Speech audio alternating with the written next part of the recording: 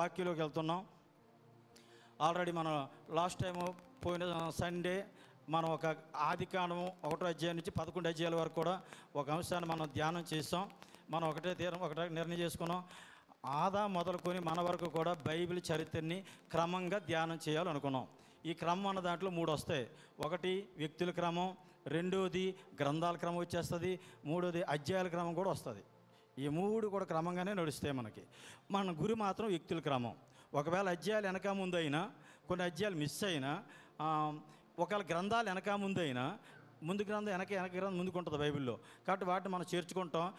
ఈ రెండింటికన్నా ఇంపార్టెంట్ మన గురి ఏంటంటే ఆదాము నుంచి మన వరకు దేవుడు ఎలా జరిగించాడు ఈ చరిత్రని, ఈ చరిత్రలో దేవుని పాత్ర ఏంటి. కాబట్టి ఈ విషయాన్ని మనం క్రమంగా చర్చించాలనుకుంటున్నాం. కనుక 1 నుంచి 11 అధ్యాయాలు ఆదికాండం మనం ఆల్రెడీ చూసాం.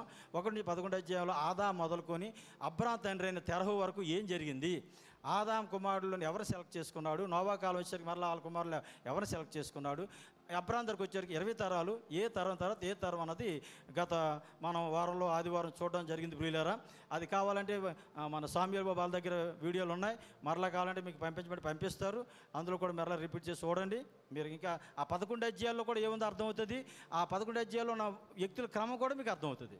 ఓకే, ఇప్పుడు నూతన సబ్జెక్టులోకి వెళ్తాను. ఈరోజు మీకు ఇచ్చిన పాంప్లెట్లో 2వ భాగంలో ఏముంటుందంటే దేవుడు ఏర్పాటు చేసుకున్న జాతి కాలం అని ఉంటుంది. అంటే ఆదాము నుంచి అబ్రాము వరకు ఒక కాలం అయితే, అబ్రాము నుండి క్రీస్తు వరకు ఒక కాలం. ఇది బైబిల్లో పాత నిబంధనలో ఆదికాండం 11 అధ్యాయం 26వ వచనం నుంచి మీకు ఇంచుమించు అక్కడ మనం చెప్పాలంటే సువార్తలు, మీరు మత్తయి సువార్త పెట్టుకోండి ఎండింగ్ అంతవరకు కూడా మొత్తం కంప్లీట్గా పాత నిబంధన అంతా కూడా అబ్రాము నుండి క్రీస్తు వరకు ఉన్నటువంటి సమాచారం. ఇది ఒక కాలం, ఒక పీరియడ్ అంతే. పాత నిబంధనలు ఎన్నో పుస్తకాలు ఉన్నాయి, మొత్తం 39 పుస్తకాలు కూడా ఒక కుటుంబం తాలూకా చరిత్ర. అది ఆదికాండం 1 నుంచి 11 అధ్యాయాలు కూడా ఆదాము కుటుంబం నుంచి వచ్చినటువంటి మానవ జాతి చరిత్ర. సమస్త మానవ జాతులు ఇప్పుడు ఒక వ్యక్తిని దేవుడు సెలక్షన్ చేసుకుంటున్నాడు. అనగా ఒక కుటుంబాన్ని దేవుడు ఎందుకు చేసుకుంటున్నాడు, మానవ జాతిలో ఒక కుటుంబాన్ని, ఒక వ్యక్తిని ప్రత్యేకపరుచుకుంటున్నాడు. ఇదే అబ్రాము కుటుంబం స్టార్ట్ అవుతుంది ఇక్కడ. ఆదికాండం 12 అధ్యాయం స్టోరీ మొదలవుతుంది ఇక్కడ. ఇది మళ్ళీ యేసుక్రీస్తు వారు భూమి మీదకి వచ్చే వరకు కూడా ఆ కుటుంబంతోనే దేవుడు డీల్ చేస్తున్నాడు. ఆ కుటుంబానికి చుట్టుపక్కల ఉన్న కుటుంబాలు, ఆ కుటుంబానికి చుట్టుపక్కల ఉన్నటువంటి దేశాలు, ఆ దేశానికి చుట్టుపక్కల ఉన్నటువంటి రాజ్యాలు, వాళ్ళతోనే దేవుడు మాట్లాడుచున్నాడు. ఇది పాత నిబంధన అర్థం చేసుకునే విధానం. దీన్ని 10 భాగాలుగా చేసుకున్నాం మన పాంప్లెట్లో. అది పితరుల కాలం, నాయకుల కాలం, న్యాయాధిపతుల కాలం అని, అలాగే ఐక్యరాజ్యుల కాలం అని, విభాగింపబడిన రాజ్యాల కాలం అని, ఈ 5 పాయింట్లు కూడా దేవుడు ఇశ్రాయేల్ పక్షాల నుండి పనిచేస్తాడు. ఆ తర్వాత ఇంకొక 5 పాయింట్లు ఉంటాయి. అస్సూర్ రాజులని, బబులోన్ రాజులని, పారసీక రాజులని, గ్రీక్ రాజులని, రోమా రాజులని, ఇంకా 5 భాగాలు ఉంటాయి. అంటే దేవుడు శత్రువుల వైపు వెళ్ళిపోయాడు, శత్రువుల వైపు ఉండి ఇశ్రాయేల్ని శిక్షించిన కాలం అది. ఈ విధంగా మొత్తం 10 పాయింట్స్ కలిపి ఒకే కాలం. ఇది 2000 సంవత్సరాల చరిత్ర. అంటే క్రీస్తు నుండి 2000 సంవత్సరాలు వెనక్కి వెళ్తే అబ్రాము కాలం వస్తుంది మీకు. అబ్రాము నుండి క్రీస్తుకి 2000 సంవత్సరాలు ఇంచుమించు కాలం. ఇది మనం గుర్తుపెట్టుకోవాలి ప్రియులారా. ఈ విషయాలు మనం చేస్తున్నాం. ఇప్పుడు బైబిల్లోకి వెళ్తున్నాను. నేను బైబిల్లోకి వెళ్ళేటప్పుడు ఇక ఈ వారం నుంచి కొద్దిగా మీకు అర్థమయ్యేటట్టుగా స్లోగా చెప్తాను. ఎందుకంటే మన క్లాస్ అవగాహన కోసం చెప్పడం జరిగింది. ఈరోజు ఓన్లీ అబ్రాము క్యారెక్టరే మనం ధ్యానం చేస్తాం. మీరు బాగా రిసీవ్ చేసుకోవాలి. మీరు బాగా దాన్ని విశ్వాసంలో స్థిరపడితే ఇతరులకు కూడా మీరు నేర్పించగలిగే కెపాసిటీ గలవాళ్ళు అవ్వాలి. మన సంఘం నుంచి కనీసం 10 మంది ఫ్యాకల్టీ అనేది తయారవ్వాలి. ఈ ఆదిమానం నేటిమానం సబ్జెక్ట్ చెప్పగలిగిన వారు సేవకులే కాదు, మరి రత్నకుమారే కాదు, మరి లేదంటే రావు గారే కాదు, మీ అందరూ కూడా యూత్ సామ్యూయల్ బాబు, మోసే బాబు, మీరందరూ కూడా లేడీ ఆడవాళ్ళ స్త్రీలు కూడా పికప్ అవ్వాలి ఫ్యాకల్టీగా చెప్పడానికి. ఓకే, దీన్ని మనం ఇక్కడ స్టార్ట్ చేస్తున్నాం. ఎక్కడ స్టార్ట్ చేస్తున్నాం అంటే ఇప్పుడు ఆదికాండం 11వ అధ్యాయం 26వ వచనంతో తెరహు గురించి ఎత్తుకుంటున్నాడు అక్కడ దేవుడు. ఆదికాండం 11:26లో తెరహు గురించి ఎత్తుకుని అక్కడ అబ్రాము పేరు మొట్టమొదటిగా బైబిల్లో కనబడేది ఇక్కడే. ఇక్కడి నుంచి అబ్రాము పేరు చివరి వరకు కనబడుతుంది బైబిల్ అంతా కూడా, పాత నిబంధన కొత్త నిబంధన కూడా. కానీ ప్రారంభం మాత్రం ఇక్కడే కనబడుతుంది. ఈ అబ్రాము ఎవరని చెప్తున్నాడు, తెరహు కుమారుడు అని చెప్తున్నాడు. కాబట్టి ఇక్కడ ఈ 11 అధ్యాయం 26 నుంచి 32 వచనాలు ఆ భాగం మనం చూసేటప్పుడు ప్రియులారా, ఈ అధ్యాయాలు ఏముంటుందంటే ఈ అబ్రాము తాలూకా పితరులైనటువంటి ఈ తెరహు కుటుంబీకులు ఎవరు, ఎక్కడి నుంచి వచ్చారు అనే విషయాలు ఇక్కడ ఇచ్చాడు ఇన్ఫర్మేషన్. ఈ కుటుంబ వివరాలు ఇచ్చాడు ఇక్కడ. వీళ్ళు కల్దీ దేశం అంటే యూఫ్రటీస్ నది, టైగ్రిస్ నదుల మధ్య ఉన్నటువంటి మెసొపొతేమియా ప్రాంతం అని పిలువబడుతుంది. అది ఆ మెసొపొతేమియా ప్రాంతంలో ఉన్నటువంటి కల్దీ దేశంలో ఊరు అనే పట్టణానికి చెందినవాడు ఈ తెరహు. ఈ తెరహుకి 3 కుమారులు, అబ్రహాము, నాహోరు, హారాను. ఈ అబ్రహాం తల సహోదరుడు అయినటువంటి హారాను ఒక ఆయన అక్కడ ఉన్నప్పుడే చనిపోయాడు. తండ్రి కన్నా ముందే చనిపోతాడు హారాను. ఆయన కుమారుడే లోతు. అక్కడ నుంచి వీళ్ళు ఉత్తరంగా ప్రయాణం చేసి హారాన్ అనే ప్రాంతానికి వస్తారు. అబ్రామ్ తాలూకు సహోదరి పేరు కూడా హారాన్ ఉంటుంది, ఊరి పేరు కూడా హారాన్ ఉంటుంది, కన్ఫ్యూజ్ అవ్వద్దు. హారాన్ అనే ప్రాంతానికి వస్తారు ఉత్తరంగా ప్రయాణం చేసి. వాళ్ళు కనాన్ రావాలంటే ఇక్కడ ఉన్నటువంటి ఈ దక్షిణ ఉన్నటువంటి ఈ మెసొపొతేమియా నుంచి కనాన్ వెళ్ళాలంటే అంత ఎడారి కాబట్టి అది రహదారి కాదు కనుక వీళ్ళు ఉత్తరంగా ప్రయాణం చేసి హారాన్ మట్టుకు వచ్చి హారాన్లో స్టే చేస్తారు. అక్కడ కొన్నాళ్ళు ఉండేటప్పుడు తెరహు చనిపోతాడు. ఎవరు? అబ్రాము యొక్క తండ్రి. చనిపోయిన తర్వాత అక్కడి నుంచి అబ్రాము బయలుదేరుతాడు కనాన్ దేశం. అప్పుడు దక్షిణానికి ప్రయాణం చేస్తాడు. మ్యాప్లో మీరు చూసి ఇదంతా ఫుల్ క్లారిటీ ఉంటుంది. మనకు బోర్డు ఉంటే దేని చేత అయితే బోర్డు అరేంజ్ చేస్తాం, నెక్స్ట్ మ్యాప్ మీకు చెప్పడం జరుగుతుంది. ఇవన్నీ కూడా ఓకే. ఇప్పుడు అబ్రాము కనాన్ దేశానికి వచ్చినట్టుగా మనకి 12వ అధ్యాయంలో కనపడుతుంది. ఇక్కడి నుంచి స్టోరీ మొదలవుతుంది. అయితే ఇక్కడ ఒక విషయాన్ని మాత్రం మూలంగా మనం గమనించాలి. ఇంతవరకు ముఖ్యమైన కుటుంబాలు 2 చూసాం 11వ అధ్యాయంలో. ఒకటి ఆదాం కుటుంబం, 2 నోవా కుటుంబం. ఆదాం కుటుంబం ద్వారా ప్రపంచ మానవ జాతి అంతా వచ్చారు. ఆ తర్వాత నోవా కాలంలో జలప్రలయంలో నిర్మూలన అయిపోయినప్పటికీ మరలా నోవా కాలం ద్వారా ప్రపంచ మానవంతా కూడా వచ్చినట్టుగా కనబడుతుంది. అంటే ఆది మానవుడైన ఆదాము లేదా ఆది పితరులైన ఆదాము అండ్ నోవాహు ద్వారా ఈరోజు ప్రపంచంలో ఉన్నటువంటి అన్ని 7 ఖండాల్లో, అన్ని దేశాల్లో ఉన్నటువంటి, అన్ని కులాల్లో ఉన్నటువంటి, అన్ని మతాల్లో ఉన్నటువంటి జనాంగాలు వచ్చారు. వీళ్ళందరికీ మూల పురుషులు వీళ్ళిద్దరు అన్నది గత క్లాసులో మనం చూసాం. ఇప్పుడు ఏంటంటే ఇప్పుడు దేవుడు ఒక చిన్న పక్షపాతం చూపినట్టుగా కనబడుతుంది మనకి. చెప్పాలంటే అందరిని విడిచిపెట్టి అబ్రాహాముని ఎన్నుకోవడం ఏంటి? అందరిని విడిచిపెట్టి ఇజ్రాయెల్ దేవుడికి, నేను ఇజ్రాయెల్కే దేవుడిని, నేను అబ్రాహాం సంతానానికే దేవుడిని అన్న మాటలు ఇక్కడి నుంచి మారిపోతాయి. దేవుడివి ఇక్కడి నుంచి డైలాగులు మారుతాయి. ఇక్కడ జాగ్రత్తగా మనం అర్థం చేసుకోవాలి. ఎందుకు ఇలా చేసాడు దేవుడు అంటే, గతసారి మీకు ఒక ఉపమానం చెప్పాను. టీచర్ అందరినీ తీసుకోడు లెక్కలోకి. ఆయన దగ్గర 40 మంది ఉండొచ్చు స్టూడెంట్స్, కానీ అందులో ఎవరు ఇంటెలిజెంట్, అందులో ఎవరు చురుగ్గా ఉన్నాడు, ఎవరిని పట్టుకుంటే నెక్స్ట్ నా తాలూకా కార్యక్రమం నడిపిస్తాడు, ఈ సబ్జెక్ట్ని కొనసాగిస్తాడని అందులో ఒకరిద్దరు మాత్రం సెలెక్ట్ చేసుకొని వాళ్ళకి ప్రత్యేక కోచింగ్ ఇస్తాడు. అలాగే ఇంట్లో కూడా ఉన్న పిల్లలందరినీ ఎంచుకోరు. ఉన్న పిల్లలందరూ అన్ని దీనికి పనికిరారు. కొంతమంది తెలివైన వాళ్ళు, చురుకైన వాళ్ళు, జ్ఞానవంతులు ఉంటారు, భయభక్తి గల వాళ్ళు. అలాంటి వాళ్ళు తీసుకుంటారు తల్లిదండ్రులు. తీసుకొని వాడి ద్వారా ఈయన ఒక డాక్టర్ చేయాలా, ఈయన ఒక కలెక్టర్ చేయాలా, లేదా ఒక ఇంజనీర్ చేయాలా, ఒక ఉన్నత స్థానానికి తీసుకెళ్ళాలి, ఈయనకని ప్రత్యేకంగా కోచింగ్ ఇప్పిస్తారు. ఆయనకి దేవుడు అదే పని చేశాడు.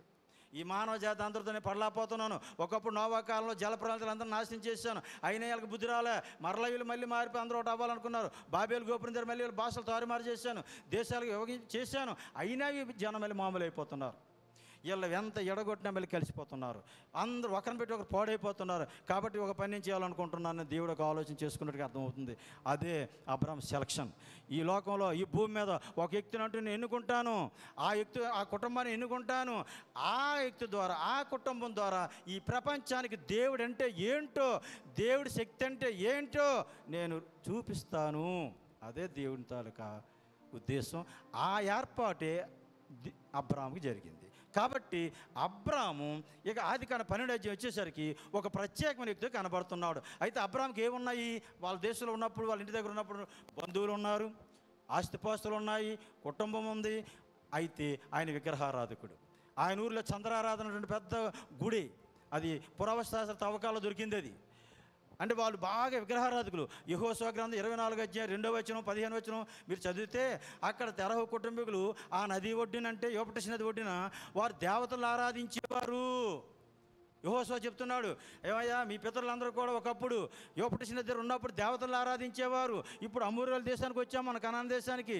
ఇప్పుడు కూడా మీరు దేవతలు ఆరాధిస్తారా? మీ ఇష్టం. నేను నా ఇంటి వారు యెహోవాను మాత్రమే ఆరాధిస్తామని చెప్పాడు యెహోషువ. కాబట్టి ప్రియులారా, అబ్రాహాం విగ్రహారాధన కుటుంబం నుంచి వచ్చాడు. అబ్రాహాంకి ఆస్తిపాస్తులు ఉన్నాయి, అబ్రాహాంకి బంధువులు ఉన్నారు, అన్నీ ఉన్నాయి. లోకంలో ఏ లోటు లేదు ఆయనకి. కానీ ఒక్కటే లోటు ఆయనకి, సత్యదేవుడు నిజదేవుడు తెలియదు ఆయనకి. నిత్యదేవుడు, నిజదేవుడు, సత్యదేవుడు అన్నది, సృష్టికర్త అయిన దేవుడు అన్నది అబ్రాహాంకి తెలియదు. 75 సంవత్సరాల వయసు వచ్చే వరకు అబ్రాహాంకి నిజదేవుడు తెలియదు. 75 సంవత్సరాల వరకు కూడా విగ్రహారాధకుడిగానే ఉన్నాడు. తన కుటుంబం కూడా విగ్రహారాధకులుగానే ఉన్నారు. ఈరోజు మన వాళ్ళకైతే విగ్రహారాధకుల నుంచి బయటకు వచ్చామో, ఒకప్పుడు అన్యజనులుగా ఉండి హైందువులుగా ఉండి మనం ఈరోజు ప్రభువులోకి ఎలా వచ్చామో, అప్పుడు అబ్రాహాం కూడా ఆ రకంగానే వచ్చాడు. ఇది మాత్రం మైండ్లో పెట్టుకోవాలి మనం. ఇక రెండోది, అబ్రాహాంకు ఉన్న లోటు ఒకటే ఉంది, భూ సంబంధం అనేటువంటి ఆశీర్వాదాలు అన్నీ ఉన్నాయి కానీ సంతానం లేరు. తన భార్య గొడ్రాలు అని రాయబడింది, సారా. ఈ పరిస్థితిలో ఆయన ప్రయాణం చేసి కల్దీ దేశం నుంచి హారాన్ వచ్చి, అంటే సిరియా దేశం వచ్చి, సిరియా నుంచి మళ్ళీ ఇజ్రాయెల్ దేశం వచ్చాడు, కనాను వచ్చాడు. వచ్చిన తర్వాత దేవుడు మాట్లాడుతున్నాడు. మీరు 12 అధ్యాయాలు, నేను ప్రతి వచనం మీకు చెప్పడానికి అవ్వదు, ఏ అధ్యాయంలో ఏముందో చెప్తున్నాను. మీరు దాని అలా ఇంటిగా రాసుకొని ఆ అధ్యాయం తర్వాత మీరు చదవండి, అక్షరాలు మీకు అర్థమైపోతాయి. 11 అధ్యాయాలు ఏముందో చెప్పాను మీకు. అబ్రాహాము తండ్రి అయిన తెరహు కుటుంబం తాలూకు వివరాలు రాశాడు. 11 అధ్యాయం 26 నుంచి 32 వరకు. అది మీరు నోట్ చేసుకోవాల్సిన పాయింట్. ఇక 12 అధ్యాయం వచ్చేసరికి ఏమి రాశాడు అంటే, అబ్రాహాము 75 సంవత్సరాల వయసులో కనాను వచ్చినట్టుగా అప్పుడు దేవుడు వాగ్దానాలు చేస్తున్నాడు ఈయనకి. ఏమయ్యా, ఇప్పుడు నువ్వు గొడ్రాలు అనుకుంటున్నావు, నీ భార్య, నీకు ఒక సంతానం కూడా లేరు అనుకుంటున్నావు కదా, నీకు సంతానం ఎలాంటి సంతానం ఇస్తానో తెలుసా? రేణువులు లెక్కటగలరా ఎవరైనా సరే? ఇసుక రేణువుల్ని, ఆకాశ నక్షత్రాలు ఎవరైనా లెక్కటగలరా? నీ సంతానం అలాగుంటారని చెప్తున్నాడు. అది ఒక వాగ్దానం దేవుడు అబ్రాహాంకి ఇచ్చేది. పిల్ల లేదు, పీచీ లేదు, ఏదో సామెత ఉంది దానికి, కొడుకు పేరు సోమలింగం అని ఏదో అంటారు కదా, అది నాకు రాదు.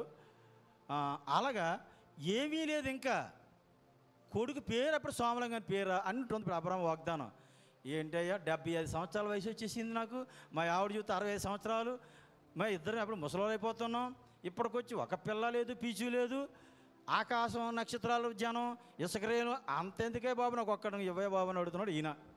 ఆయన ఏమంటున్నాడు, ఏమయ్యా యెహోవాకు అసాధ్యమైనది ఏమైనా ఉందా? నన్ను అంత తక్కువగా అంచనా వేస్తున్నాడు నువ్వు, నీకు ఆకాశ నక్షత్రాలు సంతానం ఎత్తున్నట్టు ఆయన. సరేలే నువ్వు ఇస్తానని నువ్వేంటి, మరి నేను నమ్మడానికి నాకేం పోయిందని నమ్మాడు ఆయన. ఓకే, దేవుని నామస్తోత్రం. ఇంకా రెండో వాగ్దానం చేశాడు ఆయనకి ఈ అధ్యాయం వచ్చేసరికి, ఈ భూభాగం నువ్వు అడుగుపెట్టిన ఈ భూస్థలం, నువ్వు తూర్పు తోటికి ఎడమ తోటి 4 దిక్కులు ఎక్కడ తిరుగుతావు తిరుగు, నువ్వు ఎంత తిరుగుతావు ఈ దేశం అంతా తిరుగు, ఈ దేశాన్ని ఈ భూభాగాన్ని నీ సంతానానికి ఇస్తాను అని చెప్పాడు. దేవుని నామన స్తోత్రం కలుగును గాక. ఇది రెండో వాగ్దానం. ఇంకా చెప్తున్నాడు ఆయన చరిత్రలో ఉన్నటువంటి 4 వాగ్దానాలు చెప్తున్నాను మీకు. ఇవి 2 భూ సంబంధంగా ఇశ్రాయేల్ సంబంధించినవి. ఇంకొక 2 చెప్పాడు, మన తర్వాత చూస్తాం. నీ సంతానం మూలంగా క్రీస్తు వస్తాడు ఈ లోకానికి అని కూడా చెప్పాడు. నీ సంతానంగా పిలబడతాడు ఆయన. భూలోక వంశములన్నీ కూడా నీ సంతానం వల్లనే దీవించబడతారు. మీకు 12 అధ్యాయం 3వ వచనంలో అదే, భూమి యొక్క సమస్త వంశములు నీ యందు ఆశీర్వదించబడును. ఆదికాండం 18:18లోని ఇలా మనం ఇంకా ముందుకెళ్ళిపోతే 22 అధ్యాయాలు చాలా చోట్ల ఈ మాటలు అబ్రాహాముకి, ఇస్సాకు, యాకోబు కూడా చెప్తాడు ఈ మాటలు. నీ సంతానం ద్వారా క్రీస్తు వస్తాడు. మీకు గలతీ పత్రిక 3వ అధ్యాయం 16వ వచనంలో పౌలు చెప్పాడు, ఆ సంతానం క్రీస్తే. ఇది కొత్త నిబంధనలు నెరవేరింది. ఇంకా వాగ్దానం చెప్పాడు, అంతేకాదు నీకు భూ సంబంధం జనం ఇశ్రాయేలే కాదు, సున్నత సంబంధం అందరూ నీ సంబంధులే భూమి మీద, కానీ ప్రభువు నమ్ముకున్న వాళ్ళు ఎందరైతే దేవుని యందు విశ్వాసం ఉంచుతారో, ఎందరైతే నిజ దేవుని దగ్గరకు వస్తారో వాళ్ళందరికీ నీవే తండ్రి అవుతావు. ఇది 4వది. కాబట్టి అబ్రాహాం విశ్వాసులకు తండ్రి అయ్యాడు. మనందరికీ అబ్రాహాం తండ్రి ఎలాగయ్యాడంటే క్రైస్తవులకి ఈ విశ్వాసాన్ని, ఈ వాగ్దానం పెట్టి తండ్రి అయ్యాడు. శరీర సంబంధంగా అబ్రాహాం క్రైస్తవుల తండ్రి కాదు, శరీర సంబంధంగా ఆయన యూదులకి, ముస్లింలకి, ఎదోమీలకి తండ్రి. సున్నత చేయబడిన వాళ్ళందరికీ కూడా అబ్రాహాం తండ్రి శరీర సంబంధంగా. కానీ ఆత్మ సంబంధంగా దేవుని ఎవరైతే విశ్వసిస్తారో, ఈయన నిజదేవుడు, ఈయన నిజ రక్షకుడు, ఈయన నా పాపాలు క్షమించి శిలువలో నా పాపాల కోసం బలి అయిపోయి తిరిగి లేచి మరలా రావడానికి సిద్ధంగా ఉన్నాడు అని ఎవరైతే విశ్వసిస్తారో యేసుప్రభుని, వాళ్ళందరికీ పితరుడు ఎవరంటే అబ్రాహాం. ఈ 4 కూడా పాత నిబంధనలు 2 నెరవేరాయి, కొత్త నిబంధనలు 2 నెరవేరాయి. ఇది అబ్రాహాం జీవితంలో వాగ్దానాలు నెరవేర్పారు. అయితే ఇక్కడ 12వ అధ్యాయం వచ్చేసరికి ఏం జరుగుతుంది? వాగ్దానాలు కుమ్మరిస్తున్నాడు దేవుడు. అయితే అబ్రాహాం ఇప్పుడు మార్చాడు, పద్ధతి జీవితాన్ని మార్చుకున్నాడు, లైఫ్ స్టైల్ మార్చుకున్నాడు. యెహోవా నామాన్ని బలిపీఠం కట్టాడు, యెహోవా నామాన్ని ప్రార్థన ఆరంభించాడు. దేవుని నామాన్ని స్తోత్రం కలుగును గాక. మీకు 12వ అధ్యాయంలో అదే కనబడుతుంది. అయితే ఈ కనాను ఎప్పుడైతే ఇచ్చాడో 12వ అధ్యాయంలో, ఇంకా నేను 12వ అధ్యాయంలో ఉన్నాను, కనాను ఎప్పుడైతే ఇచ్చాడో ఒకసారి కరువు వచ్చింది. కరువు రాగానే ఇంకోవైపు చూశాడు. కిందకి వెళ్ళాడు. ఇంకా దక్షిణంగా ఐగుప్తు ఉంటుంది, ఈజిప్టు. అక్కడికి వెళ్ళిపోయాడు. అక్కడికి వెళ్ళేసరికి శోధనలో పడ్డాడు. తన భార్యని కోరుకోవడం, అక్కడికి వెళ్ళిన తర్వాత ఆ శోధించి మళ్ళీ దేవుడు విడిపించడం, అక్కడి నుంచి మరలా బయటకు వచ్చేసాడు, మరలా కనానికి వచ్చేసాడు. ఇది 12వ అధ్యాయం. ఓకే అండి. నేను అబ్రాహాం క్యారెక్టర్ని చెప్తున్నాను, అధ్యాయాల క్రమం కూడా చెప్తున్నాను మీకు ఒకేసారి. 12 అధ్యాయంలో అబ్రాహాం జీవితంలో ఏం జరిగిందంటే, కనాన్లో అడుగు పెట్టాడు, కనాన్లో కరువు వచ్చిందని ఐగుప్తు వెళ్ళాడు, ఐగుప్తు నుంచి శోధింపబడి మళ్ళీ తిరిగి వెనక్కి వచ్చాడు, వచ్చిన తర్వాత కనాన్లో స్థిరపడ్డాడు. ఇది 12వ అధ్యాయం. ఇక 13వ అధ్యాయం వచ్చేసరికి ఏం కనపడుతుందంటే అబ్రాహాం జీవితంలో తనతో కూడా లోతు వచ్చాడు. లోతుకి అబ్రాహాంకి ఆస్తులు పెరిగిపోయాయి.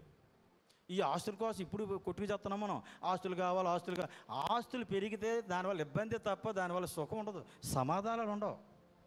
ఇప్పుడు అబ్రాహాంకి ఆస్తి పెరిగిపోయింది, లోతుకి ఆస్తి పెరిగిపోయింది. ఆస్తులు పెరిగిపోతే ఎక్కడ పెట్టుకుంటాం? ఇంకా వీళ్ళున్న భూభాగం సరిపోవట్లేదు. అప్పుడు అబ్రాహాం చెప్పాడు, అయ్యా నువ్వు నేను బంధువులం కదా, మరి మన ఇద్దరు గొడవలు ఆడుకోవడం బాగు, ఇప్పటికే మీ పశువుల కాపలకి నా పశువుల కాపలు రోజు గొడవలేనే, కాబట్టి నువ్వు నీకు ఈ దేశంలో ఏ ప్రాంతం కావాలో ఆ ప్రాంతానికి వెళ్ళిపో అని మంచిగా ఇద్దరు విడిపోయారు. అప్పుడు సొదొమ గొమొర్రా ప్రాంతాలు కోరుకున్నాడు లోతు, అవి నాశనం కాకముందు.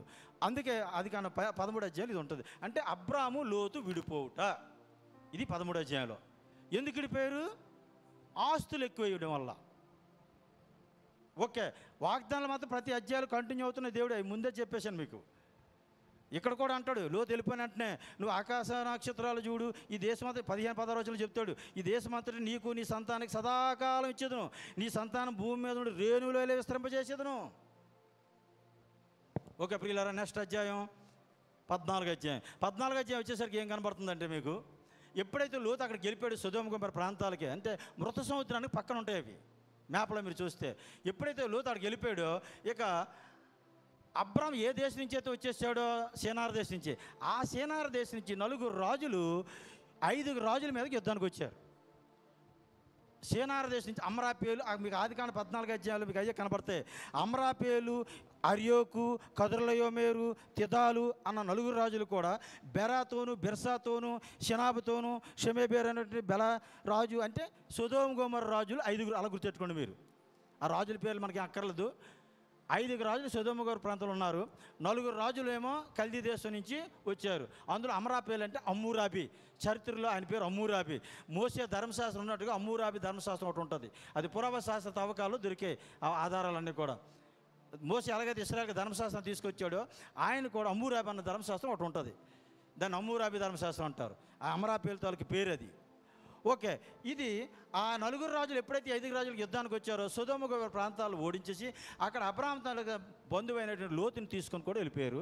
లోతు కుటుంబాన్ని కూడా తీసుకొని వెళ్ళిపోతే ఒక వ్యక్తి వెళ్ళి హెబ్రీయుడైన అబ్రాహాంకి చెప్పాడంట. మీకు అధ్యాయం చదివితే 14వ అధ్యాయం రాయబడి ఉంటుంది. ఏమని చెప్పాడు? అబ్రాహాము గారు మీ తాలూకా తమ్ముడిని లేదా మీ సహోదరు మీ బంధువుని శత్రువులు వచ్చి తీసుకెళ్ళిపోయారు, తన భార్య కుమార్తెలు కూడా తీసిపోయారు, ఆస్తులు కూడా పట్టుకుపోయారు. ఓహో అలా జరిగిందా? వెంటనే యుద్ధానికి రెడీ అయిపోయాడు. ఎవరు? అబ్రాహాం యుద్ధాలు కూడా చేసేవాడు, తెలుసా మీకు? 318 మంది పనివాళ్ళు అబ్రాహాంకి. ఎవరు? యుద్ధం చేయగలిగిన వారు, ఇంట్లో ఊడ్చిన వాళ్ళు కాదు. ఇక ఎంతమంది పని వాళ్ళు ఉన్నారో మనం చెప్పలేం, ఆడవాళ్ళు మగవాళ్ళు కలిపి 318 మంది యుద్ధ వీరులైన సైన్యం గల పని వాళ్ళు ఉన్నారు అబ్రాహాం కంటే. ఎంత ఆస్తిపరుడో అబ్రాహాం ఒకసారి ఆలోచించండి. ఈయనకి దేవుడితో పని ఏంటి అసలు? దేవుడు నమ్ముకోవాలంటే ఆస్తులు లేవు కాబట్టి దేవుడు నమ్ముకోవాలి, సంతానం లేరు కాబట్టి దేవుడు నమ్ముకోవాలా, ఇల్లు లేదు కాబట్టి దేవుడు నమ్ముకోవాలా, ఏది లేదు కాబట్టి దేవుడి దగ్గర రావాలి మనం. అన్నీ ఇంకా అనుకుంటే మనకు దేవుడితో పని ఏముంది? కానీ అబ్రాహాంకి అన్నీ ఉన్నాయి. ప్రపంచంలో కోటీశ్వరుడు ఎవరంటే ఆ కాలంలో అబ్రహామే.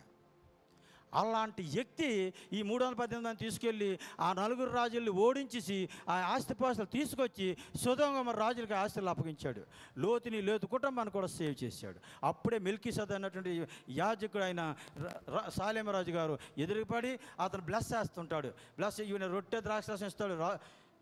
ఎవరు? మెల్కీసెదెకు అబ్రాహాంకి. అప్పుడు అన్నింటిలో దశంభాగాలు ఇస్తాడు అబ్రహాం ఈయనకి.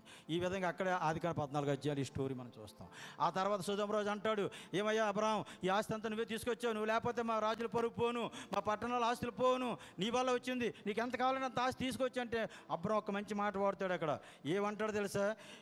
నేను 22 వచ్చిన 14:22 నేనే అబ్రహాం ధనవంతునిగా చేసేదని నువ్వు చెప్పకుండానట్లు ఒక నూలు పోగైను చెప్పులు వారైను నీ వాటిలో ఏదైనా నేను తీసుకోను అని చెప్పేశాడు. అంతే. ఎవరండి ఎంత ఇరుబోగలుడు ఉంటాడు? నీకు ఎంత కావాలంటే అంత ఆస్తి ఇస్తాను అంటే వద్దు అంటాడు ఎవడైనా ఈ రోజుల్లో?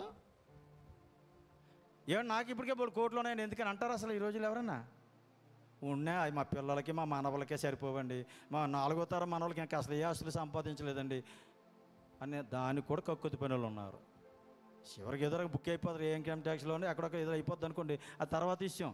ఏ కరోనాలోనే ఎప్పుడో చెత్త కథలో భారత రాకరదండి. ఇక్కడ అబ్రాహాం ఏమన్నాడు? వద్దని చెప్పేశాడు. ఓకే, ఇది అబ్రాహాం క్యారెక్టర్. ఇక తర్వాత 15 అధ్యాయానికి వెళ్తున్నాం. ఈ అధ్యాయం వచ్చేసరికి మీకు అర్థమవుతుంది కదండి. 12 అధ్యాయాలు అబ్రాహాం కనాన్లో అడుగు పెట్టాడు, యెహోవానామమున ప్రార్థన ఆరంభించాడు, కరువు వచ్చింది, ఐగుప్తు వెళ్ళాడు, మళ్ళీ తిరిగి వచ్చాడు. ఇది 12 అధ్యాయం. 13 అధ్యాయంలో ఇద్దరికి సమస్యలు వచ్చాయి, బంధువుల మధ్య ఆస్తులు పెరగడాన్ని విడిపోయారు. 14 అధ్యాయం వచ్చేసరికి తన లోతైనటువంటి ఉన్న ప్రాంతాల్లో శత్రురాజులు వచ్చి తీసుకెళ్ళిపోయారు, దాని వాళ్ళకి ఇబ్బంది ఏర్పడింది, మళ్ళీ ఆస్తులు సంపాదించి తీసుకొచ్చాడు అబ్రాహాం, ఎవరిని వాళ్ళకి అప్పగించేశాడు. ఇదే 15 అధ్యాయం వచ్చేసరికి అబ్రాహాం ఏమంటే కొద్దిగా భయపడుతున్నాడు. మానవ జీవితంలో ఎప్పుడు ఏదో ఒక భయం, మనం అనుకుంటాం భయపడకూడదు అనుకుంటాం, కానీ ఏదో రకంగా సాతాను కూడా మనల్ని భయపెడుతూనే ఉంటాడు. అబ్రాహాంకి ఒక భయం ఏంటంటే, ఇంత ఆస్తి సంపాదించానే నాకు సంతానం లేరు. చివరికి ఎలియాజరు ఉన్నాడు కదా, నా పెద్ద దాసుడు, ఆ దమస్కు ఎలియాజరు, ఆయనే వారసుడు అవుతాడు అని అనుకుంటున్నాడు ఈయన.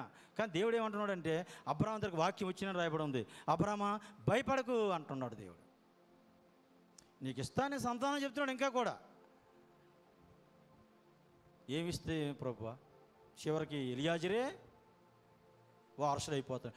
కాదు, ఎలియాజరు వారసుడు కాదు, నీకు నేను సంతానం ఇస్తానని చెప్తున్నానా అన్నాడు. అప్పుడు చూసారా 15 అధ్యాయం 6వ వచనంలో, అతడు యెహోవాను నమ్మెను, అది అతనికి నీతిగా. ఇదే మూలవాక్యం అబ్రాహాం విశ్వాసానికి. దేవుడు చెప్పిన దానికి అబ్రాహాం విశ్వాసం ఉంచాడు, నమ్మాడు, అంతే నీతిమంతుడు అయిపోయాడు. ఈరోజు కూడా మనం ఎలా నీతిమంతులుగా తీర్చబడుతున్నాం? క్రైస్తవులు నీతిమంతులు ఎలా తీర్చబడ్డారు? ఇంత పాస్టర్ గారి కీర్తనలు చాలా చక్కగా వివరించారు. లాస్ట్ వచనాలు ఏముంది? నీతిమంతుడిని ఎవరైతే ద్వేషిస్తారో వారు అపరాధులు అవుతారు, నీతిమంతుని ఎవరైతే శరణు చొచ్చుతారో వారు నిరపరాధులు అవుతారు. అది దేవుని నామమున. ఈవేళ నీతిమంతుడైన యేసుక్రీస్తుని ఎవరైతే ద్వేషిస్తారో వారందరూ కూడా అపరాధులు అవుతారు. ఎవరైతే యేసుక్రీస్తుని నీతిమంతుడని ఆయన రక్షకుడు నా దేవుడిని అంగీకరిస్తారో ఇక వారు అపరాధులు ఎంచబడరు. దేవుని నామమున స్తోత్రం కలుగును గాక. కాబట్టి అబ్రాహాం దేవుడు నమ్మెను, అది నీతిగా దేవుడు ఇచ్చాడట. కాబట్టి విశ్వాసులు కాని తండ్రి. ఓకే, ఇంకా 15 అధ్యాయాలు ఏం చెప్తున్నాడంటే, ఇంకా అబ్రాహాం ఇంకా నమ్మకం తోయట్లేదా నీకు? ఓకే అని చెప్పాడు. ఒక నిబంధన చేస్తున్నాడు కళ్ళలో. అబ్రాహాం నిద్రపోయాడు, సాయంత్రం నిద్రపోయేసరికి ఒక కళ్ళలో చూపిస్తున్నాడు, ఒక నిబంధన చేస్తున్నాడు. ఏం చేస్తా? అక్కడ కొన్ని సూచనలు చూపించాడు. అక్కడ ఆ సూచనలు మీరు చదవండి. ఒక్క మాట మాత్రం అక్కడ చెప్పాడు, నీ సంతానం 400 సంవత్సరాలు ఐగుప్తులో దాసులుగా ఉంటారు. భవిష్యత్తు గురించి చెప్తున్నాడు. ఆ తర్వాత 4వ తరం వారు మరల ఈ కనాన్ దేశానికి నీ సంతానాన్ని నేను తీసుకొస్తాను. ఎందుకంటే ఇక్కడున్న అమోరీల దేశం వాళ్ళకి పాపం ఇంకా పండలేదు. ఈ అమోరీలు ఉన్నటువంటి దేశాలు అక్రమం ఇంకా సంపూర్ణ కాలేదు. వీళ్ళు సంపూర్ణ అయిపోయారు అనుకోండి, వీళ్ళ పాపం పండిపోయింది అనుకో, అప్పుడు నీ సంతానాన్ని నేను ఐగుప్తు నుంచి విడిపించుకొస్తాను. అంతవరకు నీ సంతానం ఐగుప్తులో దాసులుగా ఉంటారు. చాలా జోక్గా ఉంటాయండి ఇవన్నీ కూడా. అసలు ఒక్కడూలే. మా ఇంటికి వెళ్ళేసరికి మా ఆవిడ అడుగుతుంది, ఏమయ్యా ఎట్టి దేవుడు మాట్లాడాడు అంటావు, రోజు దేవుడు మాట్లాడాడు అంటావు, పాస్టర్ గారు ఇది చెప్పారంటావు, అది చెప్పారంటావు, అదంటావు ఇదంటావు, ఇంటికి వచ్చేవాడికి పిల్లలేదు పీచు లేదు. ఎన్నలైంది ఈ మాటలు చెప్పి దేవుడు మనకి? దగ్గర 10 సంవత్సరాలు అయిపోయింది. 75 సంవత్సరాల వయసు, ఇది ఒక 10 సంవత్సరాలు అయిపోయింది, 85 సంవత్సరాల వయసు వచ్చింది దగ్గర. ఇంకా దేవుడిని నమ్ముతావా? ఇంకా దేవుడిని విశ్వసిస్తావా? భార్య చెప్పింది కదా, ఎంతకాలం ఎలాగా దేవుడా దేవుడా అంటావు? నీ ఆరోగ్యం పోయింది, నీ ఆస్తి పోయింది, నీ కుటుంబం పోయింది, నీ పిల్లలు పోయారు, అన్నీ పోయింది, ఇక నువ్వు అక్కడే మిగిలావు, నాకు నువ్వు కూడా పోతే దరిద్రం వదిలిపోద్ది అని చెప్పింది. ఇంకా దేవుడు దేవుడు అంటావు. విశ్వాస పరీక్ష అంటే ఇలా ఉంటుంది భక్తులకి. కాబట్టి అబ్రాహాము ఇలా బాధించబడుతుంటే ఇప్పుడు ఏం చెప్తున్నాడు దేవుడు? ఇంకా వాగ్దానం చేస్తున్నాడు, నీకు సంతానం ఇస్తాను, నీకు సంతానం ఇస్తాను, నీ సంతానం 400 సంవత్సరాలు పరదేశంలో ఉంటారు ఐగుప్తులో, ఆ తర్వాత అక్కడి నుంచి 4వ తరం వారు వస్తారు. ఎందుకంటే అమోరీల అక్రమం ఇంకా పూర్తి కాలేదు అంటున్నాడు. తర్వాత ఎవరెవరు ఇస్తానని కూడా చెప్పేశాడు మీకు 18వ వచనం నుంచి 15 అధ్యాయం 18 నుంచి 27 వరకు కూడా. అక్కడ 10 జాతుల వారిని ఇచ్చాడు. అక్కడ భూభాగం చెప్పాడు, యూఫ్రటీస్ నది మొదలుకొని ఇక్కడ ఐగుప్తు వరకు, ఐగుప్తు మొదలుకొని యూఫ్రటీస్ నది వరకు మొత్తం భూభాగం అంతా నీ సంతానానికి అని చెప్తున్నాడు. ఇసుక్రేణుల వల్ల సంతానం ఇచ్చేస్తున్నాడు, ఆకాశ నక్షత్ర సంతానం అంటున్నాడు, భూభాగం దేశం అంతా నాకు అంత ఎందుకే బాబు ఇదంతా నేనేం చేసుకుంటాను, నాకు ఒక్క కొడుకు నీవే బాబు చాలు, నాకు ఉన్న ఈ 100 ఎకరాలు చాలు. లేదు లేదు, అలాగనుకో. ప్రపంచ జనాభాలో, ప్రపంచంలో మానవ జాతి అంతా కూడా దేవుడైన యెహోవా అంటే ఏంటో, దేవుడి శక్తి ఏంటో, దేవుడి ఆశీర్వాదం ఎలా ఉంటాయో చూపించాలన్నదే నా తాలూకా ధ్యేయం. అది దేవుడి గురి. 16వ అధ్యాయానికి వెళ్దాం ప్రియులారా. 15 వరకు అర్థమైంది అనుకుంటున్నాను. 16వ అధ్యాయంలో ఏం జరుగుతుందంటే, ఇంకా సారామ్మ కంగారు పడిపోయింది, తొందర పడిపోయి, అబ్రామా ఇంక నువ్వు ఎన్నే చెప్పు, నాకు మాత్రం ఇంక ఓపిక లేదు. ఇక మన దాసి ఉంది కదా, మొన్న ఐగుప్తు తెచ్చుకున్న తాగరు, తెల్లగా ఎర్రగా బుర్రగా ఉంది, అమ్మాయిని పెళ్లి చేసేసుకొని నువ్వు ఒక పిల్లని కానీ నా కొడుకుని పెట్టేసుకుంటాను అని చెప్పేసింది. ఇక అబ్రామ సార్ అంటే చాలా ప్రేమ, మరి ఆవిడ మాట కాదనలేక ఈ ఆగర్ని పెళ్లి చేసేసుకున్నాడు. ఈ అధ్యాయం చూడండి, 16వ అధ్యాయంలో జరిగే స్టోరీ. ఈవేళ ప్రపంచానికి వచ్చే తలనొప్పి ఇదే. ఈ ఆగర్ని పెళ్లి చేసుకున్న తర్వాత ఏమైంది, ఈ గర్భవతి అయిపోయింది. చూడండి, ఎప్పటి నుంచో పాప ఈ సారా ఎంతో భక్తిపరురాలు, దేవుడు అంటే భయభక్తి కలిసి భర్త మీద మంచి ప్రేమగా అంతా ఉన్నాయి. ఈవిడికి పిల్లలు లేరు, కానీ నిన్నగాక మొన్న దాసికి పెళ్ళి అయిపోయింది, వెంటనే గర్భం. ఇక పెళ్లి డేట్ కూడా రాలేదనుకుంటా. అప్పుడు ఎప్పుడైతే గర్భం వచ్చింది, గర్వం వచ్చింది. గర్వం వచ్చేసి అప్పుడు యజమానురాలు నీచంగా చూసిందంట. అయ్యో బాబోయ్, ఇక నా దాసి అప్పుడే దీని కళ్ళు నెత్తి మీదకి వెళ్ళే, దీని ఇళ్ళకి కదా అబ్రాహాము దీని ఇంట్లో తరిమే అన్నాడు. సరే నీ ఇష్టం, పెళ్లి చేసుకోమంటే కదా నేను చేసుకున్నాను, నేను కోరుకున్నాను ఏంటి, తరిమేసింది, నీ ఇష్టం అని చెప్పాడు. తరిమేసింది ఎవరు మీకు అర్థమవుతుందమ్మా?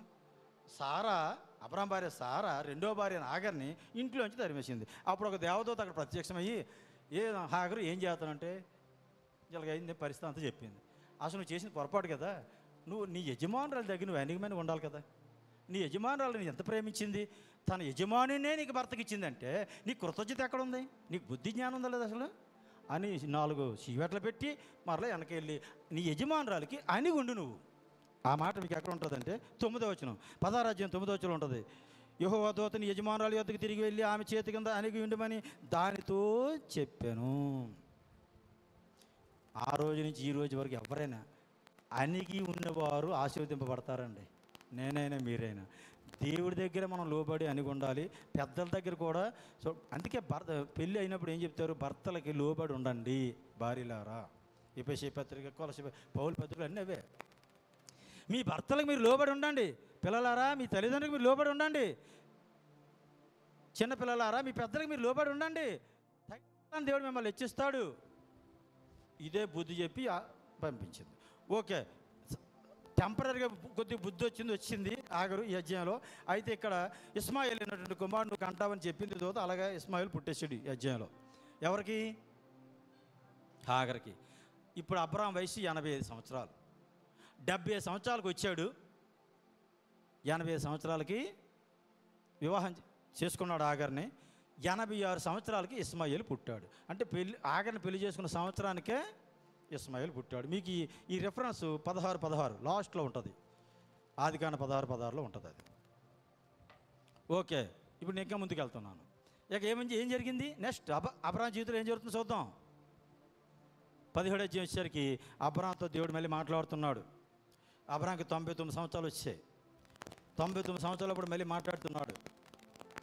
మాట్లాడుతూ ఏమంటున్నాడంటే, అబ్రామా నీ పేరు ఇంకా అబ్రాహాం కాదు, అబ్రహాం. నీ పేరు అబ్రహాం అని పేరు మారుస్తున్నాడు ఇక్కడ. అలాగే నీ భార్య పేరు సారాయి కాదు, సారా. ఈయనకేమో హా చేర్చాడు, ఆయనకేమో ఉన్న అక్షరం తీసింది, సారాకి తీసి 2 అక్షరాలు చేశాడు. సారా రాజకుమార్తె. సారాయి అంటే జగడగొండిది. అబ్రాహాం అంటే అనేక జన్మలకు తండ్రి. కాబట్టి నువ్వు అనేక జన్మలకు తండ్రి అవబోతున్నావు అని చెప్తున్నాడు. దేవుడు భవిష్యత్తును చూస్తున్నాడండి. వీళ్ళేం చూస్తున్నారు? ప్రజెంట్ చూస్తున్నారు. ఇప్పుడు పాస్టర్ గారు మీ పిల్లలు ఈ విధంగా దీవించబడబోతున్నారు, బ్లెస్ అవ్వబోతున్నారు. భవిష్యత్తులో సామ్యూయల్ బాబు ఒక విధంగా ఎదబోతున్నారు, లేదా మోసే బాబు ఒక విధంగా దీవించబడబోతున్నారు. ఇద్దరికి చెరుకు సంఘాలు ఉంటాయి, ఇద్దరు లేదా 2 జిల్లాలకి ఆఫీసర్లు అవుతారు.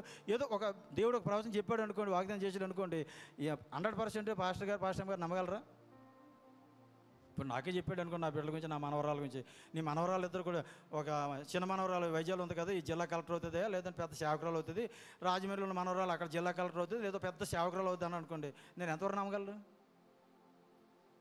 ఏండి ఏపాటోడండి నేను, నా బతుకు ఏమాత్రం, నా కుటుంబం ఏమాత్రం, నా పిల్లలు అంత స్థితికి వెళ్ళడానికి అసలు ఎక్కడండి నేను, ఎందుకంటే అంత ఆశ పెడతారు నన్ను అనవసరంగాను అనుకుంటాను అనుకున్నా.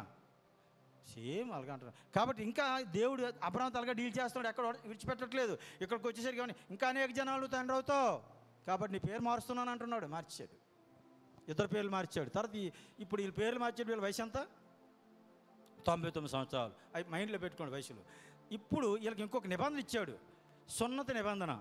భూమి మీద సుల్తి చేసుకున్న వాళ్ళందరూ కూడా అబ్రహాం సంతానం అని ఇక్కడే స్టార్ట్ అవుతుంది. మీలో మగవాడికి పుట్టిన 8వ దినాన సున్నత చేయాలి. ఇది నీకు నాకున్న నిబంధన, నీ సంతానానికి నాకున్న తరతరాలు నిబంధన అని చెప్పాడు ఈ అధ్యాయంలో. ఓకే, ఇదంతా చెప్పిన తర్వాత ఏమో అబ్రాహాము అంటున్నాడు, మరి ఇస్సాకులు సారాన్ని దీవిస్తానంటున్నావు, మరి ఇస్సాకు తన ద్వారా పుడతాడు అంటున్నావు, మరి వచ్చే ఏడాది పుడతాడు అంటున్నావు, ఇస్సాకు దీవిస్తాను అంటున్నావు, మరి ఇస్మాయిల్ పరిస్థితి ఏంటి ప్రభువా అని అడిగాడు. ఈ అధ్యాయంలో మీకు 18 వచ్చిన 17-18 అడుగుతున్నాడు. ఇస్మాయిల్ పరిస్థితి ఏంటంటే, ఆయన్ని కూడా నేను బ్లెస్ చేస్తాను, ఆయన ద్వారా 12 మంది రాజులు వస్తారు, ఆయన కూడా గొప్ప జనాంగం వస్తుంది అని చెప్పేశాడు. దేవుని స్తోత్రం కలుగును గాక. ఇప్పుడు మనకేమర్థమైంది ఇంతవరకు? 17వ అధ్యాయం వరకు కూడా అబ్రహాం స్టోరీ. 70 సంవత్సరాలకి కనాను వచ్చాడు, 85 సంవత్సరాలకి హాగర్ని పెళ్లి చేసుకున్నాడు 16వ అధ్యాయంలో. 86 సంవత్సరాలకి ఇస్మాయిల్ పుట్టాడు. 17వ అధ్యాయం 99 సంవత్సరాలకి పేరు మార్చాడు దేవుడు. సున్నత కూడా నిబంధన ఇచ్చాడు. ఇస్మాయిల్ కూడా బ్లెస్ చేస్తానని చెప్తున్నాడు. వచ్చే సంవత్సరం ఇస్సాకు పుడతాడని చెప్పేశాడు, వచ్చే ఏడాదికే పుడతాడని చెప్పాడు ఇక్కడ. ఇది 17వ అధ్యాయానికి అయింది. ఇక 18వ అధ్యాయం వచ్చేసరికి ఏమవుతుంది? ఈయన దగ్గరికి 3 దేవదూతలు వచ్చినట్టుగా, ఇక అందులో ఒక ఆయన యెహోవా, 2 దేవదూతలని ఇక్కడ మనకు అర్థమవుతుంది, రాశారు. కాబట్టి ఇక్కడ దేవుడు అబ్రాహాముని దర్శించాడు అన్నది అర్థమవుతుంది. ఇక్కడ అబ్రాహాంతో పాటు సారాను కూడా వీళ్ళు దర్శించినట్టుగా కనబడుతుంది. 3కి భోజనం, మంచి ఆహారం ఇంది ఏర్పాటు చేశాడు. ఈ అధ్యాయం తర్వాత చదవండి. వాళ్ళు భోజనం చేశారు. మరి సారా ఎక్కడుందా, ఎంత గుడారం చాటున ఉందని చెప్పాడు. మరి వచ్చే ఏడాది మరి నీకు మీ సారాకి ఇచ్చేస్తాం. సారా చాలా కంగారు పడుతుంది, ఎందుకంటే ఈ కంగారు వల్ల ఆగారిని ఇచ్చేసింది నీకు, కాబట్టి ఇంకా ఎంత టైమే లేదు, వచ్చే సంవత్సరం అని చెప్పేశాడు దేవుడు. అప్పుడు నవ్వుకుంటుందట ఈవిడ, ఎవరు? సార్, ఈ వయసులో నాకు పిల్లలేటి, వయసు ఊడిపోయింది, స్త్రీ ధర్మం నిలిచిపోయింది, ఇక ఇప్పుడు నాకు ఎవరు నవ్వుతారు అని నవ్వుకుంటుందట. ఇది దేవుడికి ఏమంటే హృదయంలో ఎక్కడో గుడారం చాటునున్న సారమ్మ నవ్వుకుంటే దేవుడికి ఎలా తెలిసిందంటారు? ఇక్కడ నా హృదయంలో ఏముందో ఆయనకి అప్పుడే వెళ్ళిపోతుంది. మీరు కూర్చుని మీ హృదయాల్లో ఏముందో అప్పుడే ఆయన రికార్డ్ అయిపోతుంది అక్కడ. ఆయన దృష్టికి దాయగలిగింది ఏదీ లేదు. ఓకే, ఇక తర్వాత ఇవన్నీ మాట్లాడితే ఒక మాట వాడతాడండి 14 వచనంలో, 18-14లో. ఏమమ్మా సారా నవ్వుతున్నావు ఏంటి? చదవండి 18-14.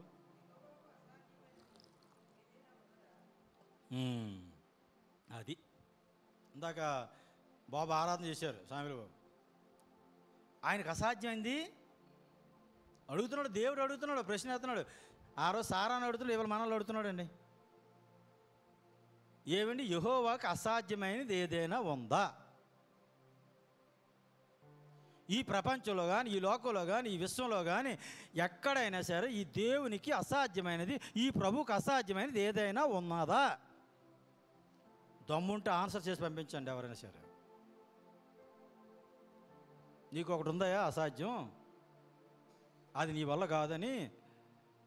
ఎవరైనా సరే ఆది మానవు నుండి నేటి మానవు వరకు ప్రపంచంలో ఎవరు ఇప్పటికి వచ్చి ఆన్సర్ చేయలేదు దీనికి. ఇది దేవుని శక్తి ప్రియులారా. ఓకే, ఇంకా నేను ముందుకెళ్తున్నాను. 18వ అధ్యాయం లాస్ట్ భాగంలో ఏమంటాడంటే, దేవుడు నేను అబ్రాహాముకి ఏమైనా దాస్తానా, బయలుపరుస్తాను. ఏంటి బయలుపరుస్తున్నాడంటే, సొదొమ గొమొర్రా ప్రాంతాల పాపం పండిపోయింది కాబట్టి ఆ ప్రాంతాలని నేను లేపేస్తున్నాను అని చెప్తున్నాడు అబ్రాహాముతో. అప్పుడు అబ్రాహాముకి వెంటనే బాధ అనిపించి, అయ్యా సొదొమ గొమొర్రా ప్రాంతాలు ఎవరున్నారు? వాళ్ళ బంధువు ఉన్నాడు కదా. అందుకేనండి మన బంధువుల గురించి ప్రార్థన చేయాలి. మన బంధువులకి మన బాధ అర్థం కాదండి. మనం రక్షింపబడ్డాం, మన ప్రభువుని తెలుసుకున్నాం, మా ఇంట్లో అందరూ రక్షింపబడాలి, నా ఇరుగు పొరుగు వాళ్ళు రక్షింపబడాలి, నా బంధువులు రక్షింపబడాలి, నా స్నేహితులు రక్షింపబడాలి ప్రభు అని మనం రాత్రి పగలు మొరపెడతాం మనం. కానీ వాళ్ళు అర్థం చేసుకోరు. మమ్మల్ని కూడా మతంలో మార్చి చూస్తున్నాడు కదా, ఈడు మారిపోతుంది కాక అంటారు వాళ్ళు. ఒరే బాబు, మీరు నాశనం అవ్వకూడదని, ఆ నాశనానికి మిమ్మల్ని తప్పించాలని, ఆ దేవుని ఉగ్రత నుంచి తప్పించాలని, నరకం నుంచి తప్పించాలని మీ గురించి మేము వేడుకుంటున్నాం. ఈ సత్యం వాళ్ళకి అర్థం కాక అపార్థం చేసుకుంటున్నారు. ఇప్పుడు అబ్రాహాము ఎవరి గురించి మొరపెడుతున్నాడు? లోతు గురించి మొరపెడుతున్నాడు. సొదొమ పర్వతం, మరి లోతు ఉన్నాడు, నా కుటుంబం ఉంది కదా, మరి నా బంధువులు కదా, ప్రభువా ఒక 50 మంది నీతిమంతులు ఉంటే ఆ పట్టణాలు కాపాడవా? ఓకే. ఇప్పుడు 45 మంది కాపాడవా? ఓకే. 40 మంది ఉంటే ఓకే. 30 మంది ఉంటే ఓకే. 20 మంది ఉంటే ఓకే. 10 మంది ఉంటే ఓకే. బా, ఎంత బేరం ఆడాడండి. మనం చూసారా, మన బట్టల షాప్కి వెళ్ళి బేరం ఆడతాం, అలా బేరం ఆడాడు అబ్రాహాము దేవుడితో. అందుకే దేవుడు అబ్రాహాము స్నేహితుడు అయిపోయాడండి. ఒక స్నేహితుడితో మాట్లాడినట్టుగా అబ్రాహాము ముఖాముఖిగా దేవుడితో మాట్లాడిను.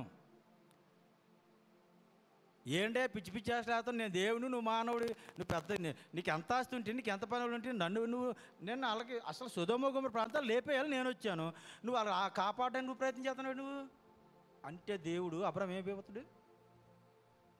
ఎంత ప్రేమిస్తున్నాడో దేవుడు మానవుని. చూసారా, ఇవాళ మనల్ని కూడా ఎన్ని చేసినా, ఎన్ని తప్పుదాలు చేసినా ఇంకా మనల్ని క్షమిస్తున్నాడు అంటే, ఇంకా అవకాశం ఇస్తున్నాడు అంటే ఎంత ప్రేమిస్తుండో అర్థమవుతుంది. ఓకే, చివరికి 10 మంది కూడా నీతిమంతులు కనబడలే. సరే, అయిపోయింది 18వ అధ్యాయం. ఇక 19వ అధ్యాయానికి వెళ్ళేసరికి యెహోవా అబ్రాహాము సన్నిధిలో ఉన్నాడంట. 2 దేవదూతలు పంపించాడు సొదొమ గొమొర్రాకి. గవిని వద్ద కూర్చున్నాడు లోతు. కూర్చొని వీళ్ళకి మంచి అలవాటండి, అబ్రాహాము సంతానానికి, అబ్రాహాము కుటుంబీకుల బంధువులకి ఎవరైనా పరదేశంలో వస్తే చాలండి ఆనందపడిపోయి, రండి రండి, మా ఇంటికి రండి, భోజనానికి రండి, కాళ్ళు కడుక్కోండి, ఇవ్వండి, రండి, మీకు ఆతిథ్యం, ఈ రాత్రి మా ఇంటి దగ్గర ఉండండి అంటారు. ఆతిథ్యం ఇవ్వడం అంటే ఎవరికైనా మరి చాలా వీళ్ళకి ఎంత ఇంట్రెస్ట్ అంటే అంత ఇంట్రెస్ట్. అందుకే ఎబ్రీ ఏం రాశాడంటే, వారు తెలియకుండానే దేవదూతలకి ఆతిథ్యం ఇచ్చిరి, కాబట్టి బ్లెస్ అయ్యారు వాళ్ళు. కాబట్టి ఎవరైనా ఆతిథ్యానికి మీ ఇంటికి వస్తే మాత్రం వదలకండి, ఇచ్చేయండి ఆతిథ్యం. అది టిఫిన్ కావాలా, భోజనం కావాలా, 3 పూటలు తింటాడా, 6 పూటలు తింటాడా, పడుకోవడానికి ఏదైనా పక్కన గుంట గది పడేయండి ఆడికి. అలాంటి అవకాశం కానీ మీకు వస్తే వదలకండి అని చెప్పాడు బైబిల్లో. అయితే వాళ్ళకి మంచి చూసుకోవాలి, మనం మంచి షెడ్యూల్ చూసుకోవాలి. అలాంటి ఇమ్మన్నాడు కదా, అందరికి ఇచ్చేయకూడదు, డూప్లికేట్లు కొడుతుంటారు. ఓకే, ఏదైనా మంచిది అది, ఇది చెప్తుంది. అయితే లోతు కూడా అదే పని చేశాడు. ఏ పని చేశాడు? ఇద్దరికి ఆతిథ్యాన్ని పిలిచి ఇంట్లో చేర్చుకున్నాడు. ఎప్పుడైతే వీళ్ళిద్దరు ఇంట్లోకి వెళ్ళారో, ఇక ఊర్లో వాళ్ళు ఎలాగుందంటే, సొదొమ గొమొర్రా ప్రాంతంలో 4వ వచనం అది మనం చూస్తే ఏం కనబడుతుందంటే, బాలురు సైతం చిన్నపిల్లల దగ్గర నుంచి వృద్ధుల వరకు అందరూ కామాతురతో నిండిపోయారండి. అసలు వీళ్ళకి వాయు వరుసలు కూడా లేవు ఆ ప్రాంతంలో. ఆడామాగా కూడా తేడా లేదు వీళ్ళకి. నీ ఇంటికి వచ్చిన దేవదూతతో మేము పాపం చేయాలి, అలా బయట పంపించని అడుగుతున్నారు. ఒరే బాబు, నా ఇంటికి వచ్చిన అతిథులు నా ప్రాణంతో సమానం కావాలంటే, నాకు ఎంత త్యాగం అంటే లోతుది. నాకు 2 కూతుర్లు ఉన్నారు, కావాలంటే మీ ఇష్టం, నా కూతుర్లు మీరు ఏం చేసుకోండి, కానీ నా ఇంటికి వచ్చినటువంటి దేవదూతలు, ఈ మనుషులు మాత్రం, వీళ్ళు గెస్టులు, వీళ్ళ మాత్రం మీకు అప్పగించడం, వీళ్ళు ఏం చేయకండి, మళ్ళీ ఆ పాప నాకు వస్తుందని అడుగుతున్నాడు. ఈడెవర్రా పరదేశిగా ఉండి మనకు తీర్పరగా వచ్చాడు, ఈడు ఏ ఊరు రాసిన వీడిది అంటున్నారు. ఇంకా తలుపుకోవడం ప్రయత్నం చేస్తే వాళ్ళకి కనుమబ్బు కలుగు చేసాడంట ఆ దేవదూతలు. ద్వారం కనుక్కోలేకపోయారంట, లోతుని లోపలికి మూసేశారు. నోవా కుటుంబాన్ని వాడలోకి తీసి యెహోవా తలుపు మూసేశాడు 7వ అధ్యాయంలో జలప్రలయంలో. ఇక్కడ సొదొమ గొమొర్రాలో లోతు కుటుంబాన్ని మూసేశారు. ప్రజలకు అంట నీకున్నా. ఆ తర్వాత ఏం జరిగిందంటే, ఒక మాట చెప్పారు దేవదూతలు, ఏమయ్యా లోతు గారు, మీకు ఏమైనా ఉన్నారు, ఇంకా మీకు కావాల్సిన మీ ఆవిడ ఉంది, 2 కూతుర్లు ఉన్నారు, ఇంకెవరు ఉన్నారా ఈ ఊరిలో? ఏంటి కాబోయే అల్లుళ్ళు ఉన్నారండి, కొద్దిగా మరి బంధువర్గం కొద్దిమంది ఉన్నారు. ఓకే, వాళ్ళు కూడా వచ్చి ఈ ఊరు దాటిపోమని చెప్పండి అర్జెంటుగా, ఉదయానికి స్మాష్ నాశనం అయిపోతుంది సొదొమ గొమొర్రా పట్టణాన్ని, నేను స్మాష్ చేయాలనుకుంటున్నాను, ఇమ్మీడియట్గా నీకు కలిగిన వారు అందరినీ ఇక్కడి నుంచి తీసుకొని వెళ్ళిపో అని చెప్పాడు. ఎవరో దేవదూతలు అల్లులు, కాబోయే అల్లుల దగ్గరికి వెళ్ళి చెప్పారట ఈ మాట. వాళ్ళు ఏమన్నారంట, ఓహో ఈ ఊరంతా నాశనం అయిపోద్దా, ఈ పట్టణం అంతా నాశనం అయిపోద్దా, మీరు మాత్రం బయటికి బట్ట కడతారా, ఓహో ఒక అలాగేలే చూద్దాంలే అని ఎగతాళి చేశారంట. మీరేమో ఈశ్వరుడు నమ్ముకున్నారా, మీరేం పరలోకం వెళ్ళిపోతారా, మేము నమ్ముకోకపోతే నరకం వెళ్ళిపోతాం, ఆహా అలాగా ఎగతాళి. ఈ ఎగతాళి అన్నది ఏదో రోజు కనబడుతుంది వాళ్ళకి, వీళ్ళకి అదే కనబడుతుంది. సొదొమ గొమొర్రా ప్రాంతంలో ఎవ్వరు బయటికి రాలే. లోతు భార్య 2 కుమార్తెలు బయటకు వచ్చారు. అగ్ని గంధకాలు కురిపించాడు ఆకాశం నుంచి. 2 పట్టణాలు బూడిదైపోయాయి. మీకు అక్కడ చిన్న మిస్టేక్ జరిగింది 26వ వచనంలో. ఏం జరిగిందంటే, ఒక మాట చెప్పావు ఈ దేవదూతలు, మీరు వెళ్ళేటప్పుడు వెనక్కి మాత్రం చూడొద్దని చెప్పారు. వెనక్కి చూసారా మీరు మళ్ళీ నాశనం అవుతారని చెప్తే, ఈ లోతు భార్య మరి ఎందుకు వెనక్కి చూసిందో అర్థం కాదు. మరి ఆ ఇంట్లో బంగారాలు లేదా వజ్రాలు లేదా మంచి బట్టలు విలువని ఉండిపోయి పోతానని మరి బాధపడి చూసిందో, లేకపోతే అల్లుళ్ళు రమ్మంది వచ్చారు కదా అన్నారు, ఎందుకు చూసిందో. అందుకే లోతు భార్య లోకాశలకు వెళ్తారని వాళ్ళు అంటారు. మరి దాన్ని ఎలా వర్ణించాలో నాకు తెలియదు. మొత్తం మీద ఈ పిల్లలను ఈయన ముందుకు చూసి వెళ్ళిపోతే ఈవిడ వెనక చూసేసరికి ఉప్పు స్తంభం అయిపోయింది. దేవుడు రక్షించాడే లేదా, కాపాడాడే లేదా? ఆ సొదొమ గారు పట్టణాలు నాశనం చేసి ఈ కుటుంబాన్ని తప్పిస్తే వెనక చూసింది, ఉప్పు స్తంభం అయిపోయింది.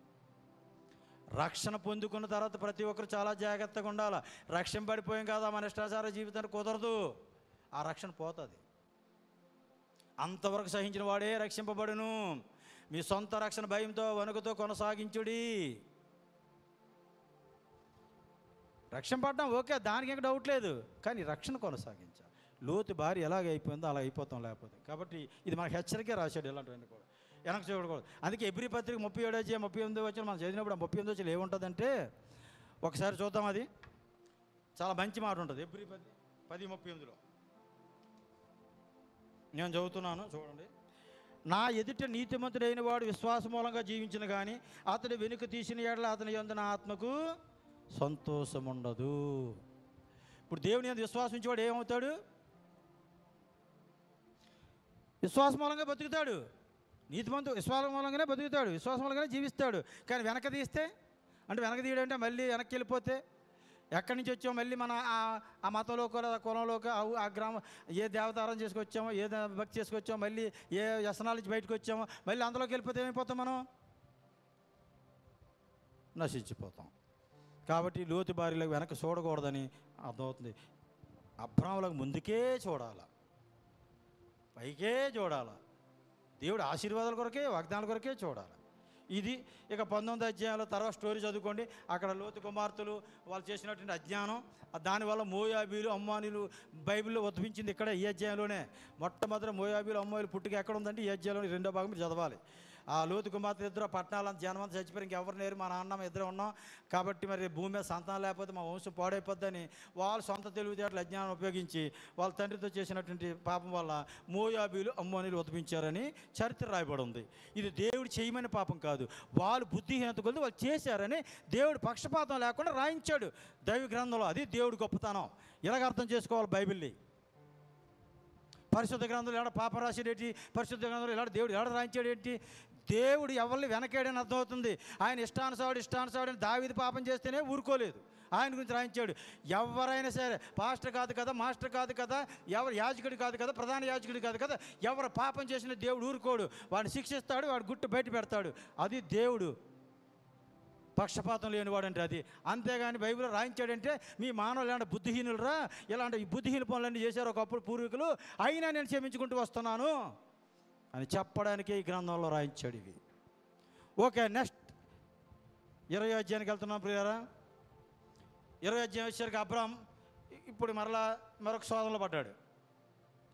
మన జీవిత ప్రయాణం అంతా కూడా అప్పుడప్పుడు తప్పటడుగు లేస్తుంటామండి. ఎంత విశ్వాసవీరుడు కూడా ఒకసారి ఐగుప్తు వెళ్ళాడు 12వ అధ్యాయంలో, ఒకసారి అక్కడ చిన్న శోధనలో పడ్డాడు. ఆ భార్యనే పొర కోరుకున్నాడు. అనవసరంగా ఈ శత్రు రాజ్యాల్లోకి ఆ దేశాల్లోకి అడిగడ్డం ఎందుకు, వాళ్ళతో శోధం పడ్డం ఎందుకు?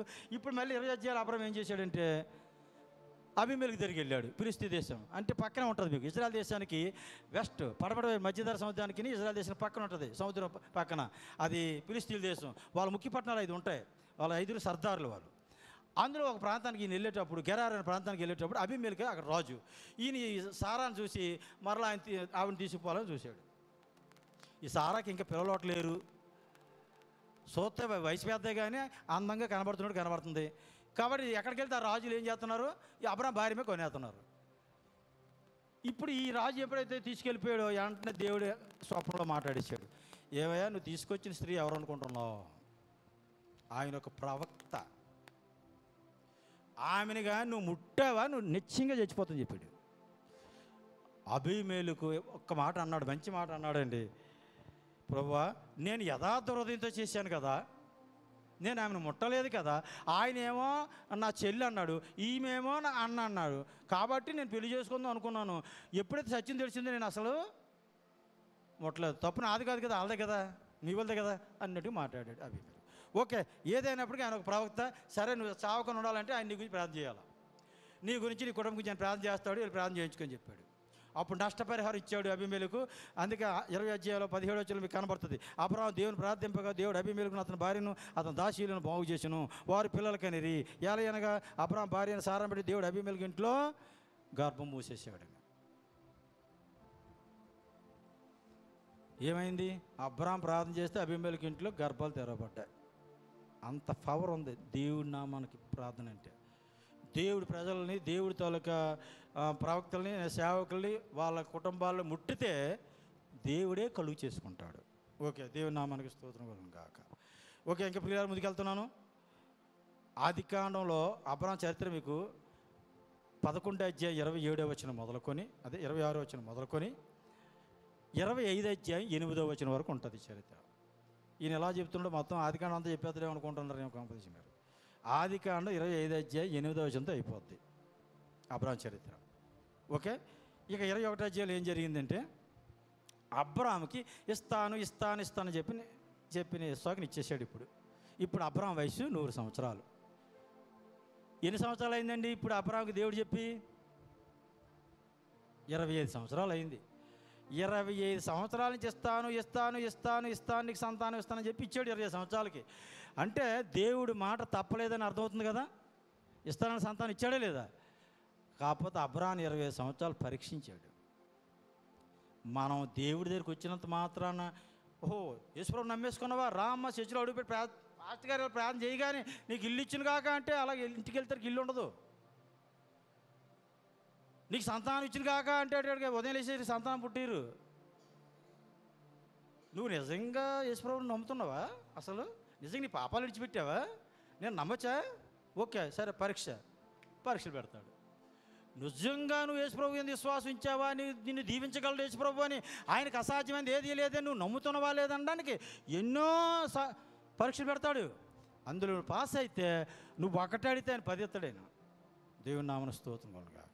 మీకు ఎగ్జాంపుల్, అబ్రాహాము ఒక్క కొడుకుని కాదు 3 భార్యలు ఇచ్చాడు, 80 మంది కుమారులు ఇచ్చాడు. 80 కుమారులు అబ్రాహాముకి. ఇస్సాకు ఒక్కడు కాదు, ఒక్కొడుకుని అంటే 80. అలాగే అన్నా కూడా ఏమైంది, ఒక్కడిని ఈ గొడ్లతనం పోతుంది, మా పెనేను ఊరు బాధ పెట్టేస్తుందని ప్రభా ఒక్కడిని అన్నది అన్న. ఎంతమంది ఇచ్చాడు దేవుడు? సమూయేలు తర్వాత మరలా 5కి సంతానం ఇచ్చాడని రాయబడి ఉంది. అడిగింది ఒక్కడిని, మళ్ళీ 5. ఇప్పుడు దేవుడు ఎలాంటి వాడికి మనకు అర్థమవుతుందా? అడుగు వాటికన్నా ఊహించే వాటికన్నా అత్యధికంగా ఇస్తాడు, కానీ పరీక్షించి ఇస్తాడు. పేతురు 1 పత్రిక 1 అధ్యాయం 7వ వచనంలో పేతురు ఏమంటున్నాడంటే, అగ్ని వలన ఈ సువర్ణం ఎలాగైతే పరీక్షింపబడుతుందో మీ అమూల్యమైన విశ్వాసం కూడా నానా రకాలైనటువంటి ఈ శోధనల వల్ల, శ్రమల వల్ల పరీక్షింపబడుతుంది. ఆ పరీక్షలో మీరు నిలబడితే మీరు పరలోకం చూస్తారు. పరలోక ఆశీర్వాదాలు మీవే, భూ సంబంధ ఆశీర్వాదాలు మీవే. అలా యాకోబు కూడా చెప్తాడు 1:2 మీ విశ్వాసం శోధనల వల్ల పరీక్షింపబడుతుంది అంటున్నాడు. ఆ పరీక్షకి నిలిచినదైతే, కాబట్టి ప్రియులారా, అబ్రాహాము విశ్వాసం పరీక్షింపబడ్డది, మన విశ్వాసం కూడా పరీక్షింపబడుతుంది. ఓకే, ఇందులో ఈ పాఠాలు మనం నేర్చుకోవాల్సినవే. ఓకే, 21 అధ్యాయంలో ఇస్సాకు పుట్టేశాడు, టైం సరిపోవట్లేదు. ఇస్సాకు పుట్టిన తర్వాత ఇంకా మళ్ళీ ఇంట్లో ఇంకో సమస్య గొడవ అయింది. ఇందాక ఆస్తి పెరిగినప్పుడు గొడవ ఎవరికి? అబ్రాహాముకిని లోతుకిని. చాలామంది ఏమనుకుంటే అబ్రాహాము ఎంత బ్లెస్ అయిపోయాడే బాబోయ్, ప్రపంచంలో అబ్రాహాము మించినోడే లేడు, ఈవేళ అబ్రాహామే ఇప్పుడు దేవుడు అని ఇప్పుడు చరిత్రలో కొందరు రాసేశారు. అబ్రాహామే ఇప్పుడు రాముడని. అబ్రాహామునే రాముడిగా మన వాళ్ళు తెలియక చాలామంది రాముడికి వాళ్ళు కొలుస్తున్నారని కూడా కొంతమంది ఎవరో చెప్పడం రాయడం కూడా నేను ఉన్నాను. అది నాకు స్పష్టం తెలీదు, అది ఆ విషయం నేను మాట్లాడట్లేదు. అంటే ఎంతగా దీవించాడంటే అబ్రాహాముకి ముస్లింలు పిల్లలే. ఆగర్ ద్వారా వచ్చిన వాళ్ళందరూ, ఇస్మాయిల్ ద్వారా వచ్చిన అందరూ ముస్లింలు. ఇవాళ ప్రపంచ ముస్లింలు అందరూ అబ్రాహాము సంతానమే. ఇజ్రాయెల్ దేశంలో ఉన్న యూదులందరూ కూడా అబ్రాహాము సంతానమే. యోదోమీలందరూ కూడా అబ్రాహాము సంతానమే. శరీర సంబంధమైన సున్నతి గల వారందరూ ప్రపంచంలో అబ్రాహాము సంతానమే. ఒక్క కొడుకు కోసం అడిగాడు ఆ రోజు. ఇక ఆత్మ సంబంధంగా క్రైస్తవులు, ప్రపంచ క్రైస్తవులు అందరూ కూడా అబ్రాహాము సంతానమే, విశ్వాసం ద్వారా క్రీస్తుని పెట్టి. ఇంతగా హెచ్చించాలి కాబట్టి ఇన్ని పరీక్షలు పెట్టాడు ఈయనకి. ఇప్పుడు ఇంకో శోధన వచ్చింది అబ్రాంకి ఇంట్లో. ఇప్పుడు ఎవరు మళ్ళీ ఆఖరి కుమారుడు పుట్టాడు కదా, ఈ కుమారుడు ఇలాగ తయారాడు ఇస్మాయిల్. వాళ్ళ అమ్మలాగా తయారు, అమ్మ బుద్ధులు వచ్చి ఈయనకి కూడా. వీడికి అన్ని తల్లి బుద్ధులేనరా అంటారు కదా, వీళ్ళకి బాబు బుద్ధులు వచ్చాయి అంటారు. అంటే కొన్ని పోలికలు చెప్తాం. అలాగే వీళ్ళ అమ్మ బుద్ధులు ఏంటంటే, వాళ్ళ అమ్మేమో వాళ్ళ పెద్దమ్మని సారాని హింస పెడితే, ఇప్పుడు ఈయనటి పుట్టిన ఇస్సాకునేమో ఇస్సాకు గొప్ప ఇంది చేశాడు ఈయన అబ్రాహం. ఆ టైం ఈయన పరిహాసం చేశాడంట. ఇక సారాంకి చాలా ఎక్కిపోయింది, బాగా కోపం ఎక్కువైంది. అప్పుడు చూస్తే వాళ్ళ అమ్మ అలా చేసింది, ఇప్పుడు చూస్తే ఈడు ఎలా చేస్తున్నాడు, ఈడు నా కొడుకు నాకు ఎప్పుడైనా చేతులే. అబ్రాహం ఇంట్లో తరిమే వాళ్ళకి ఎంతకంత ఆస్తి ఇచ్చేసి పంపించని చెప్పి దేవుడు అన్నాడు, సారా చెప్పిన ప్రతి మాటను విను అబ్రాహం. వెంటనే ఇంట్లోంచి తరివేశారు, వెళ్ళిపోయారు. వెళ్ళిపోయిన తర్వాత ఆయనకి పెళ్లి చేసేసారు. అధ్యాయంలో ఆయన 12 మంది రాజులు కూడా కనేసాడు. ఐగుప్తు స్త్రీని తీసి పెళ్లి చేశారు. ఇస్మాయిల్ ద్వారా ఇప్పుడు ముస్లింలు ప్రపంచవ్యాప్తంగా వచ్చారు. ఓకే, ఇక 21 అధ్యాయులు ఇంకొక సందర్భం కూడా మీకు రెండో భాగాలు కనపడుతుంది. 22 నుంచి వస్తే అబీమెలెకు అన్న రాజు భార్యను తీసిపోయాడు కదా, ఆయన మళ్ళీ అబ్రాహాము దగ్గరికి వచ్చాడు. చూసారా, దేవుడు తోడే ఉంటే శత్రువులు కూడా మనకు మిత్రులు అయిపోతారండి. దేవుడు తోడే ఉంటే మన దగ్గరికి వస్తారు ప్రజలు, మనం వాళ్ళ దగ్గరికి వెళ్ళకలే. మనం దేవుడికి ఇష్టంగా ఉంటే, మనకు దేవుడు తోడై ఉంటే ఎలాంటి వాళ్ళని ఏదో ఒక రోజు మన దగ్గరికి వస్తారు అనడానికి అబ్రాహాము 21 అధ్యాయం 2వ భాగం చూడండి. అబీమెలెకు ఆయన సేనాధిపతి అయిన పీకోలు కూడా ఇద్దరు వచ్చారు అబ్రాహాముతో సమాధాన పడడానికి. ఏమయ్యా అబ్రాహాము, నీకు దేవుడు తోడే ఉండి మాకు అర్థమైపోయింది, మాతో గొడవ పెట్టుకోకు, మా వాళ్ళు ఏమనకు అని అడుగుతున్నాడు అబీమెలెకు. ఏమయ్యా మేమేమంటలేదు, ఇక నా బావి తవ్వుకుని బావిలను పూర్తి చేశారు మీ పనిలే అంటే, ఎవరు నాకు తెలియదు అయితే ఈ విషయం, సరే నీ బావి నీకు ఇచ్చేస్తారని ఇద్దరు ఒప్పందం చేసుకున్నారు. అప్పుడు ఒక మాట రాసి ఉంచేటువంటి అధ్యాయంలో ఒక మంచి మాట 33వ వచనంలో, అబ్రాహాం బేర్షెబలో ఒక పిచ్చుల వృక్షం నాటి అక్కడ నిత్య దేవుడని యెహోవా పేట ప్రార్థన చేశాను. వా, ఎవరి పేట ప్రార్థన చేశాడండి? ఏ దేవుడు అంటే ఈయన? అంటే ఎప్పటి నుంచి ఎప్పటి వరకు ఉన్నవాడు? ఆది మానవు నుండి నేటి మానవుని వరకే కాదు, ఈవెన్ యుగ యుగాలు కూడా ఈయనే దేవుడు. నిత్యదేవుడు, నిజదేవుడు, సత్యదేవుడైనటువంటి ప్రభువు ఈయనే.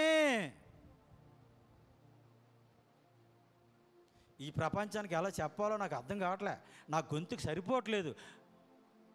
ఈ ప్రపంచానికి అందరికి చెప్పడానికి నాకు దేవుడు శక్తి ఇస్తే బాగుంది అన్నట్టు నాకు. బైబిల్ మొత్తం నేను తప్ప వేరొక దేవుడే లేడు, నేనే దేవుణ్ణి, ఆకాశం నాది, భూమి నాది, సూర్యచంద్ర నక్షత్రాలు నావి, సముద్రంలో ఉన్నది, భూమి మీద ఉన్నవి, ఆకాశం ఉన్నది, సమస్తం నావి, నరులు నావారు, నేను పుట్టించాను, భూమి మీద ఉన్న సకల జీవరాశులు నావి నావి నావి నావి అని అంటున్నాడు దేవుడు. వాళ్ళు పుట్టించాలన్నా, వాళ్ళు మరణం చేయాలన్నా, తిరిగి బ్రతికించాలన్నా, వాళ్ళు బ్లెస్ చేయాలన్నా, వాళ్ళు ఏం చేయాలన్నా నేను మాత్రమే చేయగలను. నాతో సాటి అయిన వాడు, నాతో పోటీ అయిన వాడు వేరొకడు ఎవడూ లేడు. బైబిల్ ఇంత గట్టిగా మాట్లాడుతుందండి. సత్యాన్ని ప్రకటించలేకపోతాను, దుష్ట శక్తిలో భయపడిపోతాను. వీళ్ళారా, నిత్య దేవుడు అని తెలుసుకున్నాడు ఈయన. ఈయన మామూలు దేవుడు కాదు. ఓకే, నేను ముందుకెళ్తున్నాను. అంతా బాగుందంతటికి మళ్ళీ ఇదొకటి 22 అధ్యాయం సరికి ఎలాగైంది చూడండి. ఇప్పుడే బాగా స్తుతుకోవడం అంతా విందే చేసాడు. ముందు అధ్యాయంలో గొర్రెపోతులు కొట్టేసి ఉంటాడు. మరి ఎన్ని గొర్రెపోతులు కొట్టాడో, ఎన్ని దూడలు కొట్టాడో, మరి ఎన్ని కొట్టాడు. ఒంటి భోజనం కావాలంటే ఒంటి మాంసం, దూడల మాంసం కావాలి దూడల మాంసం, గొర్రెపోతులు కావాలి గొర్రెపోతులు, నాటుకోలు కావాలి నాటుకోలు, చేపలు, ఇంకా రెయ్యలు. ఇక అబ్రాహాం గొప్ప విందు అని బైబిల్లో రాశాడంటే మరి ఎలాంటి విందు చేశాడు నాకు అర్థం కాదు. అది దాన్ని వర్ణించలేము. ఇంతగా ఉంటే పక్క మళ్ళీ అంటనే పరీక్ష. ఏంటి పరీక్ష? అబ్రాహాం ఇంతకీ నన్ను ప్రేమిస్తున్నాడా, నేను ఇచ్చిన దాన్ని ప్రేమిస్తున్నాడా, నేను ఇచ్చిన గర్భఫలాన్ని ప్రేమిస్తున్నాడా, నేను ఇచ్చిన ఆస్తిపాస్తులు ప్రేమిస్తున్నాడా, నేను ఇచ్చిన ఆయుష్ని ప్రేమిస్తున్నాడా, నేను ఇచ్చిన ఆరోగ్యాన్ని ప్రేమిస్తున్నాడా, నేను ఇచ్చిన దాన్ని ప్రేమిస్తున్నాడా, నన్ను ప్రేమిస్తున్నాడా? అబ్రాహాం నేను తేల్చుకోవాలి ఈ విషయం అని మొట్టమొదటి వచనంలో రాశాడు. ఆ సంగతులు జరిగిన తర్వాత దేవుడు అబ్రాహామును పరిశోధించెను. అబ్రామా, నువ్వు ఖాళీ లేకన్నా రెస్ట్ లేకన్నా నీ కొడుకుతో ఆడుకుంటున్న సంగతి నాకు తెలుసు. సరే, ఆ కొడుకుని తీసుకెళ్ళి నాకు బలి ఇచ్చాడు అంతే. గుండులో రాయి పడిపోయింది. ఆటట గుండె అయితే టక్కని చచ్చిపోతాడు. ఇక మన నాటకైతే వెళ్ళి మండిపోద్ది. నువ్వు అసలు దేవుడివేనా? ఇవ్వగా 25 సంవత్సరాలకి ఇచ్చావు. శుభ్రంగా కల్తీ చేసి ఉండేవాడిని. అక్కడ మా దేవతలు దేవుళ్ళు పూజించుకునేవాడిని. నాకున్న జనమా, నాకున్న బంధువర్గమా, నాకున్న బలమా, ఇంత అంతా అక్కడ నువ్వు రమ్మన్నవని అన్నీ విడిచిపెట్టి వస్తే 25 సంవత్సరాలు పట్టింది ఆ కొడుకుని ఇవ్వడానికి. ఇచ్చి మళ్ళీ బలిమ్మంటవా? అబ్రాంలో తజ్జన భజ్యం జరుగుతుంది రాత్రంతా. దేవుడితో ఇలా అనగల్లా అసలు? అయ్యో బాబోయ్, దేవుడితో అలా అనగల్లా అసలు? మళ్ళీ అనుకుంటున్నాడు బహుశా. ఉదయం లేచేసరికి నోరు మూసుకొని, ఆకాశమైంది, భూమి అయింది, సూర్యచంద్రులైనవి, సముద్రాలైనవి, ఈ సమస్తమైనవి, నా ప్రాణమైంది, అన్నీ ఆయన ద్వారానే వచ్చాను కదా. ఆయన ఇస్తే కదా ఇస్సాకు వచ్చాడు. మరలా ఇస్సాకుని తీసుకుని మళ్ళీ ఇవ్వగలడు కదా. అంత శక్తి కలడు కదా. ఈ లోపల రాత్రి అంతా ఆల్ రైట్ ప్రార్థన చేసి ఉంటాడు బహుశా. సారామకు చెప్పలేదు. సారామకు చెప్తే వెనక లాగిసిపోను. ఏమయ్యా నీకు బుద్ధి ఉందో లేదని నేను కన్నాను, నువ్వు కన్నావా? పెద్ద మాట్లాడుతున్నావు. 9 నెలలు గర్భం పోసాను, నేను కన్నాను. ఎలా కోర్టుకి కావాలంటే ఎవరి కొడుకో ఎవరి కూతురు చెప్తారు అన్న వాళ్ళు ఉన్నారా లేదా?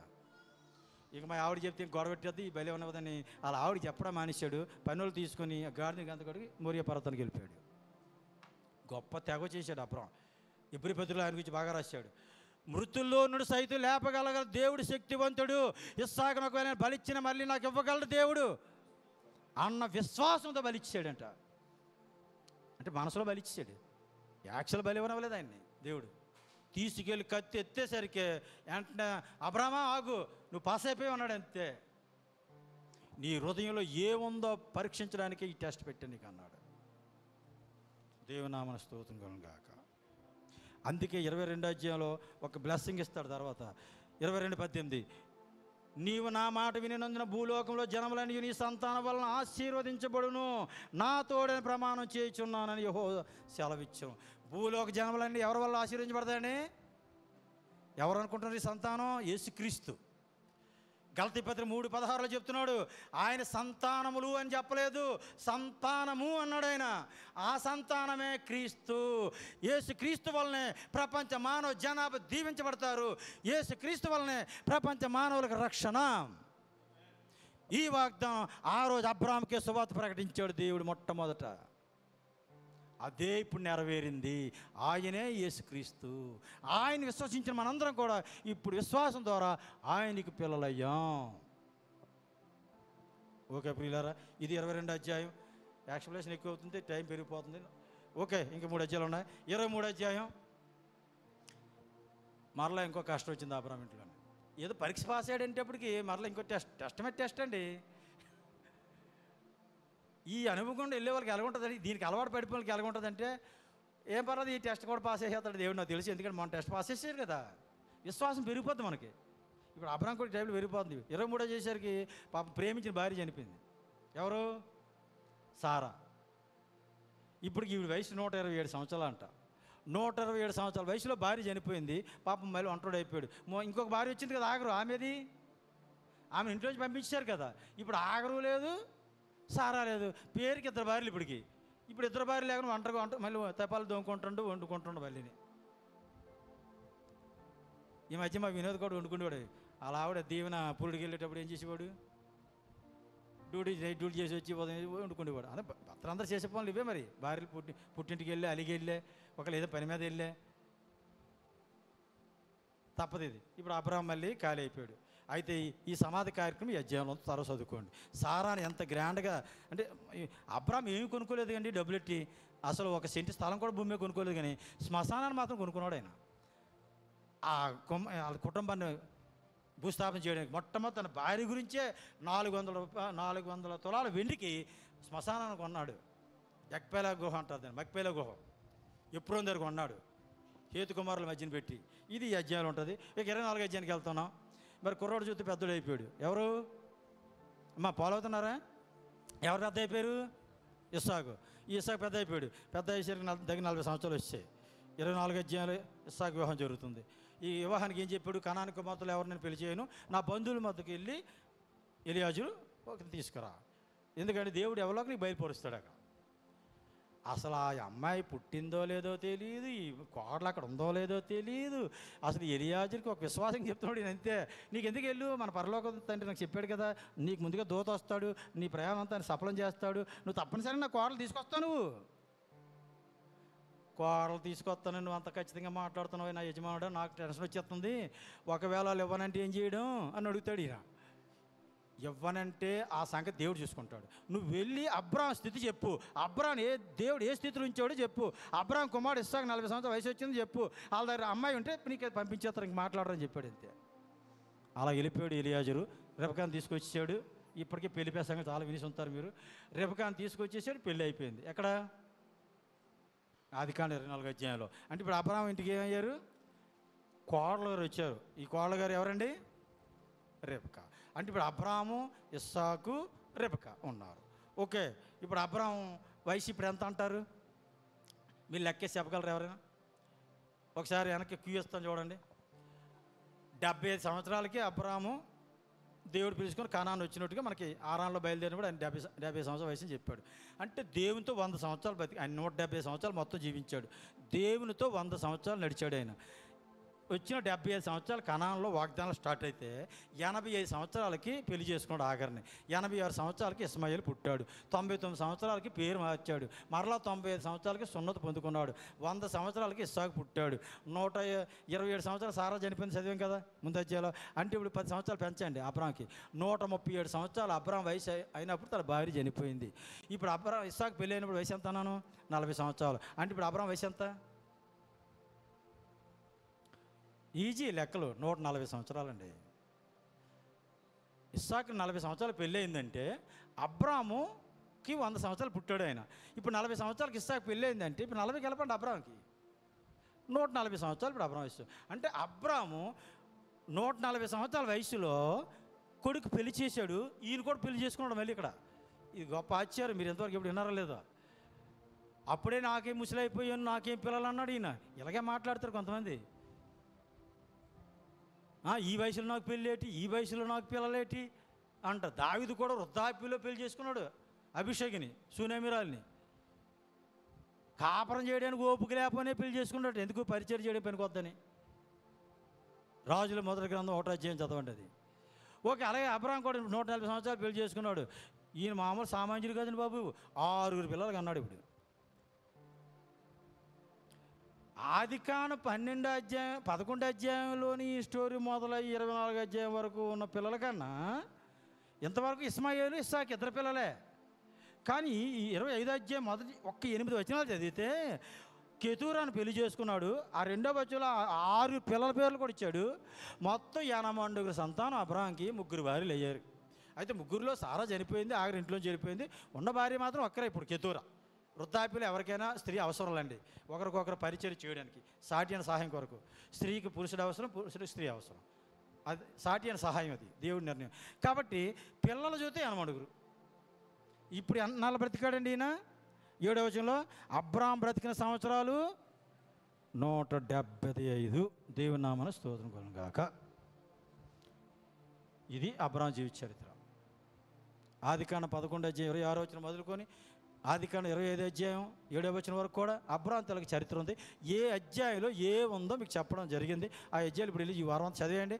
మరలా నెక్స్ట్ క్లాస్కి మనం నెక్స్ట్ తర్వాత వెళ్ళిపోతాం. మన బండి ఆగదు. ఎందుకంటే ఎవరి తర్వాత ఎవరు క్రమంగా వెళ్ళిపోతాం. ఇక్కడి నుంచి ఇక్కడ అబ్రాం తర్వాత దేవుడు ఎవరిని ఎన్నుకున్నాడు? ఆయన కాలంలో సమకాలికులు ఎవరు? వెళ్ళిపోతాం వరుసలో. ఇప్పుడు అబ్రాం గురించి మీరు చదువు. అయితే అబ్రాం గురించి మనం నేర్చుకోవాల్సిన పాఠం ఏంటి?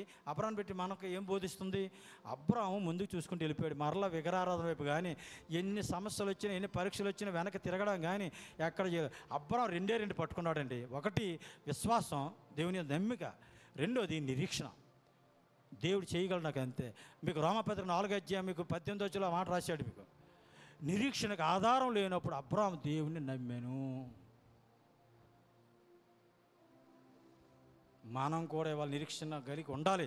విశ్వాసం ఉంటే రక్షింపడతాం, కృపచేత రక్షింపడతాం. విశ్వాసం ద్వారా మనం నిరీక్షణ కలిగి ఉంటే పరలోకంలోని ఆశీర్వాదాలు అన్నీ మనవే.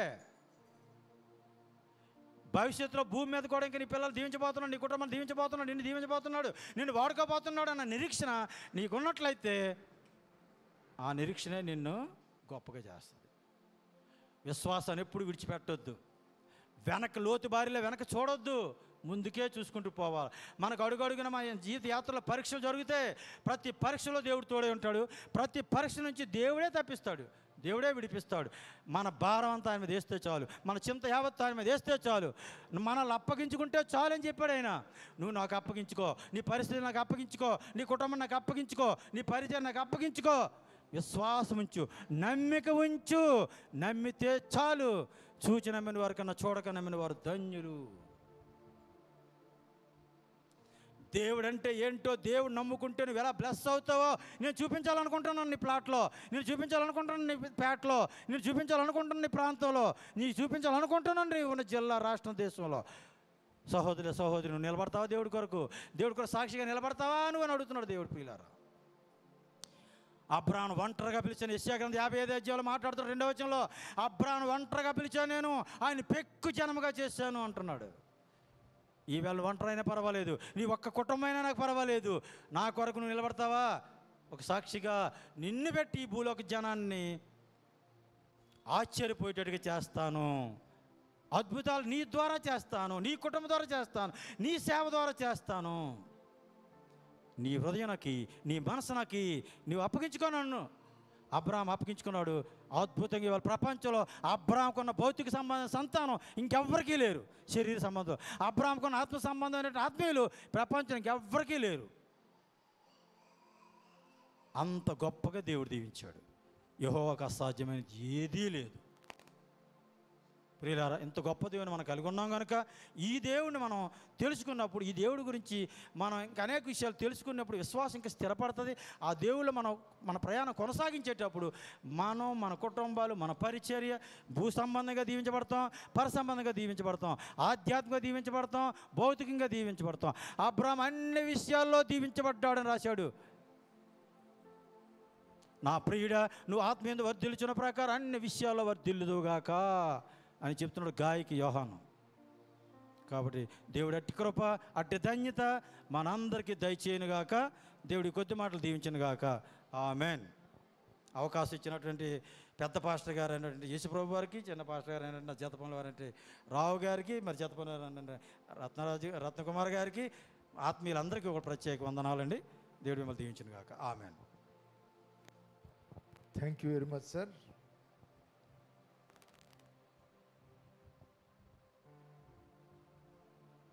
ఏంటి ఆదికాండం 1, 2, 3, 4 ఇలా చెప్తున్నారు అని అనుకుంటున్నారా? చరిత్ర క్రమంగా ఉంటుంది. అయితే మీ అందరినీ పాఠాలు ఏమి నేర్చుకోవాలో అవి ఖచ్చితంగా గుర్తించమని మనం చేస్తున్నాం. పాఠాలు మనం గుర్తించాలి. దేవుడు మాట ఇచ్చాడంటే ఖచ్చితంగా నెరవేరుస్తాడు, కాలము లేట్ అయినా కదా. బైబిలు జీవము, వెలుగు, మనిషికి కావలసిన ప్రతిదీ కూడా బైబిల్ నుండి వస్తుంది. బైబిలే దేవుడు. మరి అటువంటి శ్రద్ధతో మనము దేవుణ్ణి గ్రహించాలి, వెంబడించాలి. అలా వెళ్ళినప్పుడు ఖచ్చితంగా ఆయన ఆశీర్వదిస్తారు. ఓకే, ప్రార్థన. తండ్రి, వందనాలు, స్తోత్రాలు. ఆయన సంతోష్ గారిని మీరు వాడుకునే పాత్రగా చేసుకున్నందులకే వందనాలు. ఆయన మరి పుస్తక రూపంలో రావాలి అని మేము తలపెట్టి ఉన్నాము. మీ కృపను మాకు మెండుగా అనుగ్రహించండి. క్రమంగా మేము కష్టపడి పుస్తకాన్ని సిద్ధం చెయ్యాలి.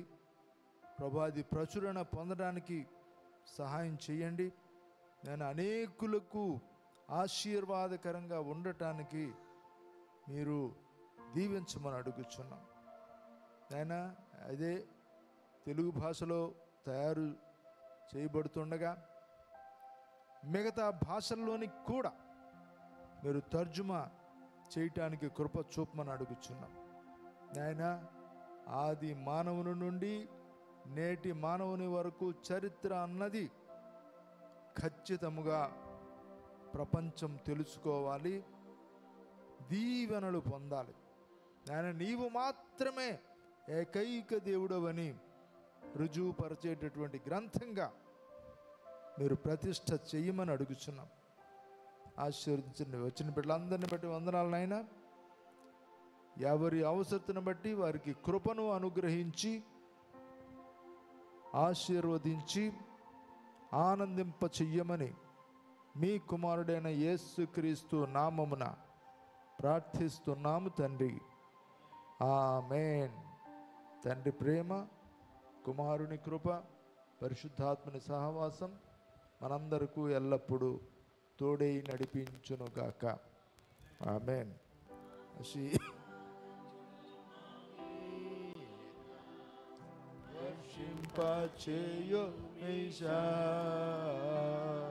ఆశతో నమ్మి ఉన్నాము నీ సత్య వాగ్దత్తము ఈ మహిమేగ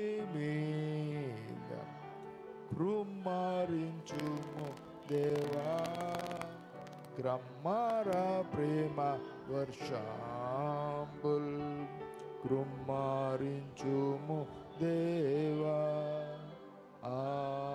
ఆమేన్, amen, amen. God bless you all. సమాధానమును ఇతరులు అందరికీ పలికి సమాధానంతో గృహాలు చేరమని కోరుతున్నాము.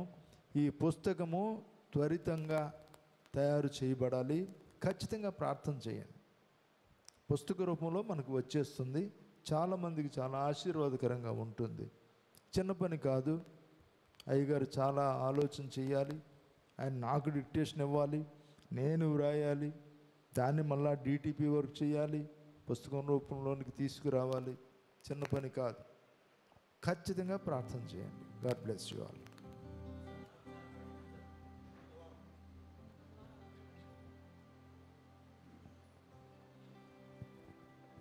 దీవెన అండ్ వినోద్ గారు అనౌన్స్ చేసిన ప్రకారము ఫస్ట్ పుట్టినరోజు లియోనాది. ఇప్పుడు వచ్చిన వారు అందరూ ఖచ్చితంగా రావాలి. ఎందుకంటే ఫస్ట్ పుట్టినరోజు మనకు పుట్టిన బిడ్డను కూడా చాలా గ్రాండ్గా చేసుకుంటాం కదా, నలుగురిలోని చేసుకోవాలని. అయితే ఒక విషయం, వారి బంధువులు కానీ స్నేహితులు కానీ ఎవరిని పిలవలేదు. విశ్వాసుల మధ్యలో సన్నిధిలో చేసుకోవాలని ఎంతో ఆశపడ్డారు వాళ్ళు. ఈ ప్రోగ్రాము విజయవంతం కావాలంటే మనందరం రావాలి ఖచ్చితంగా. ఎవరు బద్దకించకుండా పనులన్నీ త్వరగా చక్కపెట్టుకొని 7 గంటలకల్లా ఇక్కడికి రండి దయచేసి. ఆ విషయంలో మీరు అందరూ సహకరించాలని కోరుతున్నాను. ఈరోజు రాని వారికి మీకు తెలిసిన వారైతే ఫోన్ చేసి చెప్పండి, నేను చెప్తాను. అందరము కలిసి దేవుని స్తుతిద్దాం. మరల బుధవారం అందరం కలుసుకుందాం. దేవుడు మిమ్మల్ని దీవించుకున్నాక.